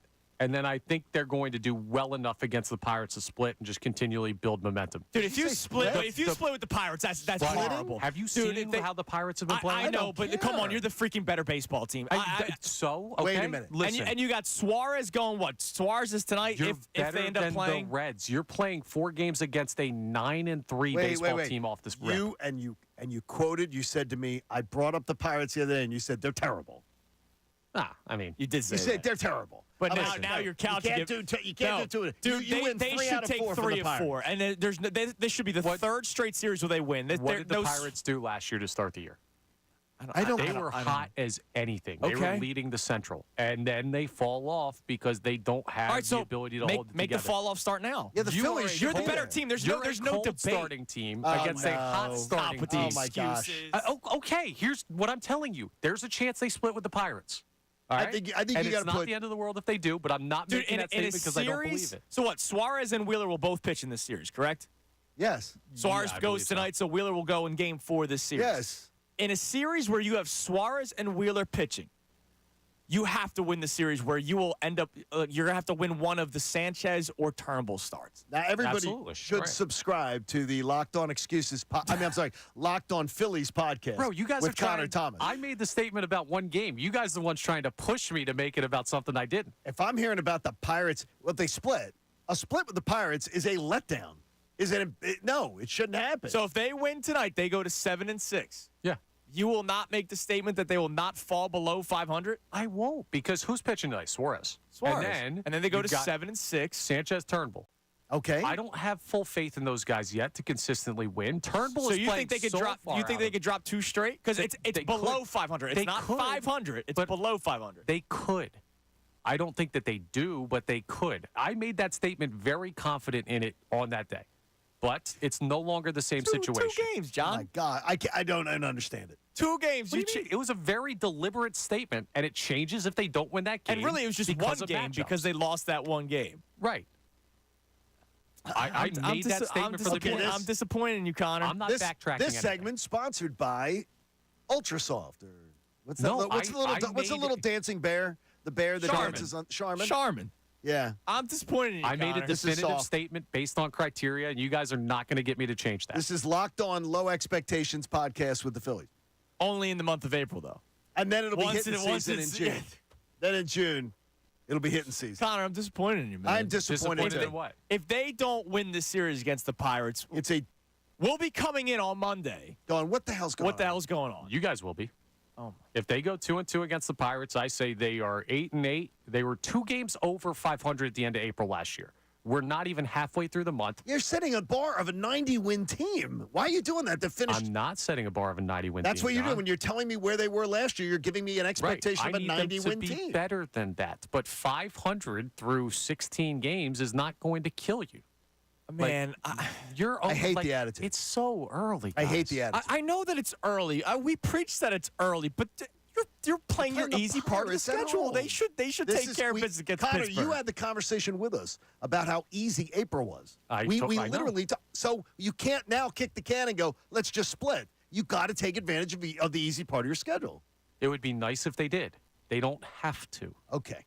We had this conversation about frivolity versus necessity. Right now, nothing is necessary as being. Yeah, but it could bit end up being necessary. If you lose, it may be why you finish 10, 12 games out of the division race. It could be why you lose 1 or 2 out of the division. Because you mess around with stupid games, and you're still in the postseason. Here we go. There's always and you're not wrong in saying that, Connor. I just keep on saying I can't keep on relying on the Dodgers and the Braves choking away the NLDS. I'm not relying on it, but I'm saying it's not a death sentence. And some people are treating it like a death sentence. Rob Thompson and the players in the room said exactly what you just said, Andrew. They said it all spring long. We cannot be doing this again. No. It's about winning a division. It's about going out there. 8-8 is not good enough when you're trying to win a division. You don't want to fall behind any length. You're not far behind. I don't even know how far you're behind this morning. But you're not that far behind. No. But you don't want to fall further behind. All right. Speaking of baseball, I meant to get to this earlier. But the heated torts conversation between you and Bill Colarulo was just tremendous. And you can hear that again on 97.5thefanatic.com. Tortsy. I wanted to get into two things about sports that I hate hearing. One of them is about gambling, which we talked about before the show. Oh. And this one about stats. So speaking of the Phillies, Connor, do you know where Brandon Marsh ranks in Major League Baseball with minimum 35 plate appearances of the stat XWOBACON? Don't be giving out your password for your bank account. What are you, an idiot? What is that? XWOBACON. Okay, I saw a tweet from a guy named Ben Silver, and I love how passionate he is about the statistic. And I know I sound like an old man even talking about this. It's ridiculous. He puts out the tweet for anyone not knowing what that is. For everyone who doesn't know what this stupid stat Ben is. says it's one of the best stats for evaluating how good a player is when making contact. It removes walks, strikeouts, and hit by pitches and is made using exit velocity, launch angle, and sprint speed, among others. What is that? Could you read me the stat again? Because I'm going to text a baseball executive right now. If they see if they know I'll show what it Andrew is. there. Do you know what is the stat? It is lowercase x, lowercase w, and the rest are in caps. OBACON. Bro, you got to stop reading that. I just sneezed like 3 times. I think I'm allergic to it. It's XWO Bacon. Yes, O'Bacon. Yes, Okay. correct. Brandon Marsh is 5th in Major League Baseball with that, behind Bobby Witt Jr., Yordan Alvarez, C.J. Abrams, and Shohei Ohtani. Why do we need to do this? Because people are trying to force a narrative, so they will literally create a stat that forces the narrative. But can I just say this? Brandon Marsh is having a good start to the season. Yeah. Period. That's it. Yes, that's all you need to you know say. How people on Twitter go, that's the tweet. No, that's the tweet. Brandon Marsh is having a good start to the season. He's probably undervalued across Major League Baseball. I'm thrilled for him because I enjoy watching Brandon Marsh play. Yes. But, I mean, seriously. Are you thrilled for his success in XWOBACON? XWO Bacon? Stop. When I am at Citizens Bank Park on Saturday, I'm going to try to see if I can see a photo of it. No, I don't think they put up I'm gonna see if it's XWO on- Bacon. I don't know. They might. Connor, your thoughts on XWO Bacon? These stats are Ridiculous? used for people. I'm going to try and be as nice to these people as possible. These stats are created for people whose eye test is not good enough to determine when players are good. Who determines that someone's eye test isn't good enough? You can tell when a player is good at baseball and when a player is not good at baseball. So the person that creates the XWO Bacon stat is saying this is created for people whose eye test isn't good enough. So that means baseball executives and managers, because I guarantee you there are baseball executives and managers who do not know what that stat is. That's what I'm saying. These stats are created for people who don't know to justify why they think players are good or not. I don't need this stat. You don't need this stat, Andrew. No. John, you don't need this stat because you can watch Brandon Marsh start to the year and say, he's playing well. Yes. And I will That's tell it. you, this is actually the second time I've ever saw this tweet. I just remembered the first time I saw it. Some baseball nerd, when Ellie De La Cruz for the Reds was the talk of the town last year, which was great. Was it the Castellanos one? No, that was something Oh, else. was it a different one? But Yeah. this guy was, hey, I don't want to throw a wet blanket on the Ellie De La Cruz excitement. His XWO Bacon is near the bottom of the league. And it's like, dude, really? Like, what are you talking about? What about sausage? Can we just be excited that there's a young phenom? Or can we just say, hey, Brandon Marsh having a good start to the season? What about XWO Scrapple? I would take that. I Miss Rhonda's a big Scrapple person. Oh, good crispy Scrapple. Oh my gosh. It's just I don't know why do we do that? And Mike Tonechek's, and that's the type of stat that a Denver Nuggets fan would love. Oh, and you're yes. Raptor. Like, why do I need this kind of stuff? Like, why do we do this? Stop making we need sports. the Raptors to I'm beat sorry. Stop making sports hard. You know why I like sports? Because I'm dumb. All right? Yeah. Stop making sports hard for anybody. And to your point, there are executives that have no idea what that is, but there are executives like Matt Klentak who said this is why we have this player. Yes. You mean the launch angle crew. It tells you that they might not actually know talent. Now, the Phillies historically scouted poorly, right? Right. Historically poor scouting, but using numbers like this to try to justify a player makes no sense. What I've been told, I've had discussions with people over the years that say when general managers or talent evaluators rely so much on analytics, they are trying to give themselves a buffer for when they make mistakes on talent evaluation. They're trying to say, well, these numbers backed up my decision. Exactly what I'm saying. Where they used to just say, I'm a talent evaluator. Right. I'm supposed to be able to know a good player from a bad player. Yeah, absolutely. Unreal. The other thing that I didn't like is, and we can talk about this another day. XWO bacon. Value bet. That's a good value bet. Oh, yeah, exactly. Stop falling into the trap of value bets, people. All right? Value bet, that means you're losing money. Connor was talking about Tiger Woods being a good value bet. Tristan say that. Tristan says, if it sounds like a spell from Harry Potter, it's not a real stat. Absolutely. And by the way, the baseball executive checks in and says, sadly, yes, I do. That said, it doesn't drive anyone's decision-making. Good. Jeez. All right. Coming up next, Kincade and Salciunas Key 3. But before we play it, I will ask you a question for Know the Show for your chance to win a pair of Phillies tickets. And we'll also be joined by Bob Cooney for our crossover and special friend John Brazier. We'll have a super crossover. It's Kincade and Salciunas. Your chance to win Phillies tickets next right here, 97.5 The Fanatic. Philadelphia 76ers basketball. I do not think the Eagles will draft a linebacker in the first round. I do not think they will draft a cornerback in the first round. I think that they're going to find an edge rusher or an offensive lineman. I'll go offensive line first round, and I would say there's a chance you get 2 offensive linemen in their first 4 picks in the draft. The Eagles need to draft defense. Whatever position, corner, would be the most logical. Well, I don't read mock drafts because I think they're bogus up until the actual week of the draft. But I'll give you a name that I've had my eye on, Tyler Guyton. He's an offensive tackle out of Oklahoma. He's worked with Lane Johnson. Like, they're working during the offseason. He's a guy that can play right guard to start right away. And then eventually when Lane Johnson retires, like all the other guys are leaving, he could be his replacement. So Tyler Guyton, Oklahoma. One position I think the Eagles should go for is cornerback this draft. Darius Slay is getting up there in age. James Bradbury obviously was not very good last year. I think you have to draft a young corner to try to solidify that position.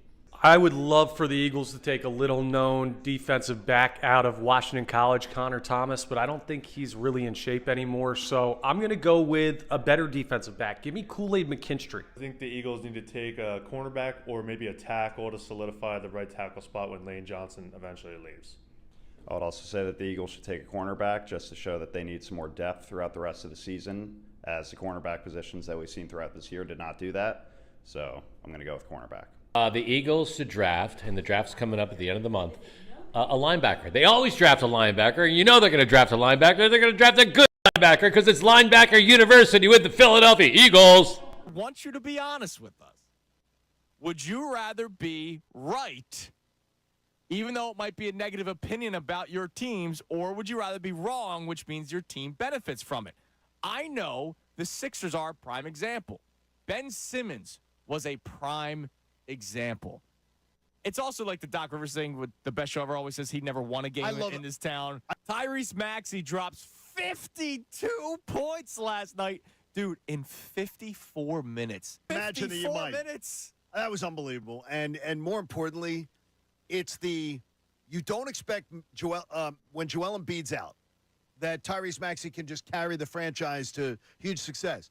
But what he's shown you, like 3 different nights, yes, he can put up 50. Yeah. He can put up, and he's one of those guys that can do that. That can, on a given night, he can do it. And more importantly, on the other nights, he's not crappy. Right. He's just a little more human. Yeah. Last night, they needed an inhuman effort. It would have secured them. If they had lost last night, it would have secured them that they were in the play-in game. Right. And now you still have a chance. Now they to still get have a chance. Seed. I know it's still tough to get there, and we'll get to that later on. But look, that was a great win for the Sixers. Him tonight nationally, it is the women's Final Four, and I'll tell you, it's got more attention than I think any time I've been alive. But North Carolina. So we have another question, right, about the Phillies. I'm sorry. This is what happens. You get a couple people in the room that love talking hoops and changes. What's up, Joe? Have you guys seen the new city editions? And do you like that they're wearing them every Sunday for all the Sunday games? They'll be unveiled at 10. There was a. They're out. Yeah, no, I don't believe it is. I don't believe it's the stuff that you've seen. You don't think it's the? I do not. The lightning one? No, I do. I've heard that the hat is pretty fire. I will tell you that the jerseys that have been leaked out are the jerseys that you wear. They are. Yes. Well, I think. I didn't know if you were going to tell I think they look like a softball home run hitting. Oh, that's no. I think that I don't like them. I don't like them at all. But I'm a very boring traditional. I want the color scheme. I want your. I don't need. I don't need. It's trying too hard. So it's the color scheme and it's the lettering and it's the. I just. The Phillies have such. What do the Phillies have? 4 in the rotation now. Yes. I'm still gonna buy one. I'm not. My baby blue, man. The powder blue. That's all I need. Like he's a powder blue guy. Yeah, but the light. It's too much for me. It's way too much. It's the lightning with the yellow. Yeah. All right. Just doesn't. No. Too much going on. No, too much.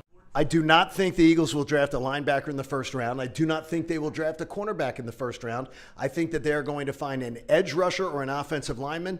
I'll go offensive line first round, and I would say there's a chance you get 2 offensive linemen in their first 4 picks in the draft. The Eagles need to draft defense.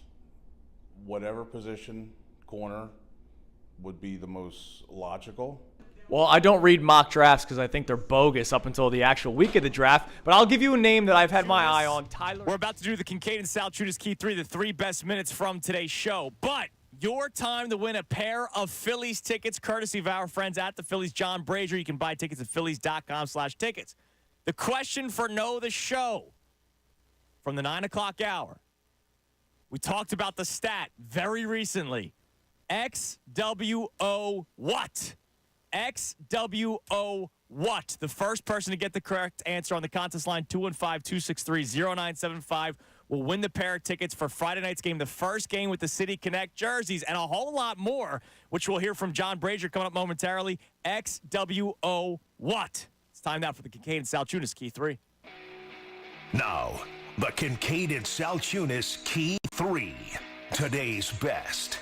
Going into this upcoming season with the Eagles, where are we going to be at collectively, mentally with this team? Now, you have said multiple times in our 19 shows together that even if they get to 10-1 again next year, you'll think about last year's 10-1 before you think about the 10-1 season where they get to the Super Bowl. Absolutely no question. So, are we okay? Yeah, I'm fine. I mean, I'm fine because they're going to have to prove it to me. Because what did they show me last year? They showed me they didn't have fight in them. They showed me that when they got punched in the throat, they had no answer. They showed me that when the going got tough, they absolutely turtled. They folded like cheap suits. So yes, this is a prove-it year to me. Now, I will be absolutely beside myself as the Eagles get ready to kick off a new season. It will be a joy and it will be an excitement, but it will absolutely be lurking there is show me you're different. I don't think John Tortorella is getting fired after the season ends. But will, to his point, the seat be warm to start the year, despite the fact that they overplayed this year? I do not believe so. I asked a NHL executive yesterday of a Stanley Cup winning franchise. I asked him, I said, what would you think about John Tortorella and his players quitting on him talking? I'll read you his response. He goes flat out, if you took a poll around the NHL and asked executives, players, and coaches alike, who are the teams that played tough and played hard in this season, the Flyers would no way fall out of the top 3. Interesting. So anybody who's spinning this like they quit, they gave up, they didn't bull crap. It's false. Joining us for the entire hour, our man Bill Colarulo. I look at the 2023 season, and first of all, I don't like calling it a collapse because I really don't think the team was that good. I think the defense severely lacked personnel. I think they were trying to tell us who they were. For 12 weeks, they were 10-1, but they were trying to tell us who they were. They didn't look that good. I'm going to pause you there. I'm going to scream in a second. If you want to be the best, you got to beat the best. So Ron's like, bring it on. And I say, let someone else take out the Celtics. Yeah, I'm sorry. Let there be a twisted Call me a coward. I don't care. I would love to take the easiest route possible. So would I. Look, if I look at my GPS before going home today and 76, no traffic, but I could take Kelly Drive and look at this. No, screw that. I'm going on 76. I'm getting home as quick as possible. I want the easiest path. Please give me the easiest path. How about Mr. Rojas? You going to roll the R? Rojas got a hit. He went 1 for 4. He climbed that average up to 161. And you know what's funny is 1 for 4. I would take 1 for 4 with his defense. I would be giddy. I told you I would take 1 for 4. I'd be giddy. kidding. I told you I would take a 200 batting average. 1 for 4 is 250. That's even better. The weird thing is you say 200. I think that's too low. I even think that's too low, and I'm all Rojas stuff. I will take 200. The Schwarber 200, you get the bombs. The Rojas 200, you get the incredible defense out in center field. It's when he's batting .045 like he was the other day. That is just a tragedy. My question for you is, how much of a toll did last season take on you going into this year? You say it correctly. Everyone's going to feel exactly the way you feel going into week 1. We're going to be excited. Let's play the fight song. It's going to be, Eagles are going 17-0. They're going to the Super Bowl, right? Like, you know how we are leading up to games, any game with any team, right? We will lead up to any game full of excitement, full of confidence. You know how the schedule works with the Eagles, right? So did last season take a toll on you? Or, like you said, it's a prove-it year. Or will there be people come week 1 just go, last year was last year. Whatever happened last year, I could ignore. I won't be able to ignore. Just like you, it's going to be like a prove-it type of year. Now, I could get over it pretty quickly, but then again, there will always be that reminder, they were 10-1 last year and they fell apart. All right, that was the Kincade Salciunas Key 3, the 3 best minutes from today's show. Before that, we asked the question, what was the stat we were talking about? XWO what? Let's go to Joe in Pennsville. Joe, you're on the Fanatic. XWO bacon. That is correct, You're the winner. Joe. Now tell us what it is. I'm just kidding. All right, well, you win the pair of tickets to the Phillies game Friday night. A monumental game because it's the first game in the new City Connect jerseys, and I'm wearing the hat, as is Bob Cooney, who's here for the crossover. Very sweet. Thank you, John. But, Bob, before we hear about your show today, we turn to Director Fun and Games for the Phillies, John Brazier. What's up, Johnny, guys? good morning. How are you? It's a great morning. We got we're back home. Tomorrow night, as you said, is going to be huge because all last Friday I spent at the New Era Team store. I'm old school. I'm a little skeptical as far as when I heard the City Connect. But I got to tell you, man, I was there all day. And it kept growing on me. The more people I saw wearing this stuff, Larry Anderson had this jacket that I'm wearing right now, and I said, man, that actually starts looking good. It starts growing on you. Next thing you know, I spent $350 in the store. That's with the Phillies discount. I can't wait to see how it looks in person as far as the uniforms. I think the biggest thing, John, they are really cool. It's just I think there's confusion with how does it fit with the Phillies. Right. Well, I think what they did is City Connect is obviously an MLB, Nike, Fanatic. They wanted to brand the city with the team and really kind of weave the two fabrics together. So, if you look at the jacket, you got the love, the city of brotherly love. You got the Liberty Bell. The font is, what I understand, is really Declaration of Independence. I guess some of the documents and also the crack in the Liberty Bell. You got the skyline underneath the collar, which is blue. So it's a blue collar. The color scheme is the city flag, Philadelphia city flag. And you've got little touches as well, so it'll be interesting. The hat, I think, is very cool. You got the skyline. It's a gorgeous hat. The skyline within the bell. You look good in it, which I think Bob. is pretty cool. Yeah, Bob is the model here. That's beautiful. So, again, it's gonna be interesting to see the color goes light to dark, so it goes down. The pants are all dark, but you got the yellow, touches. It'll be really interesting to see how that plays real out quick, live. It's not just the jerseys. What else you got going on this week? Well, first of all, the crazy thing is, and I think we talked about it, we are the oldest park in the National League East, which is crazy. Which is amazing. Crazy. Yeah. So it's Friday. Tomorrow is the exact 20th anniversary. And on the mound 20 years ago tomorrow, Randy Wolf was the starting pitcher. So Randy is going to throw out the first pitch. That's We're going to have the Wolf Pack. We'll be out there in their get-up. How old are they now? Well, I can't. They're as old as me, so they're young. It's unbelievable. They got to lube up the shoulders before they start doing the strikeout sign. Well, they don't want it to work as long because they really just have to work pregame. Right.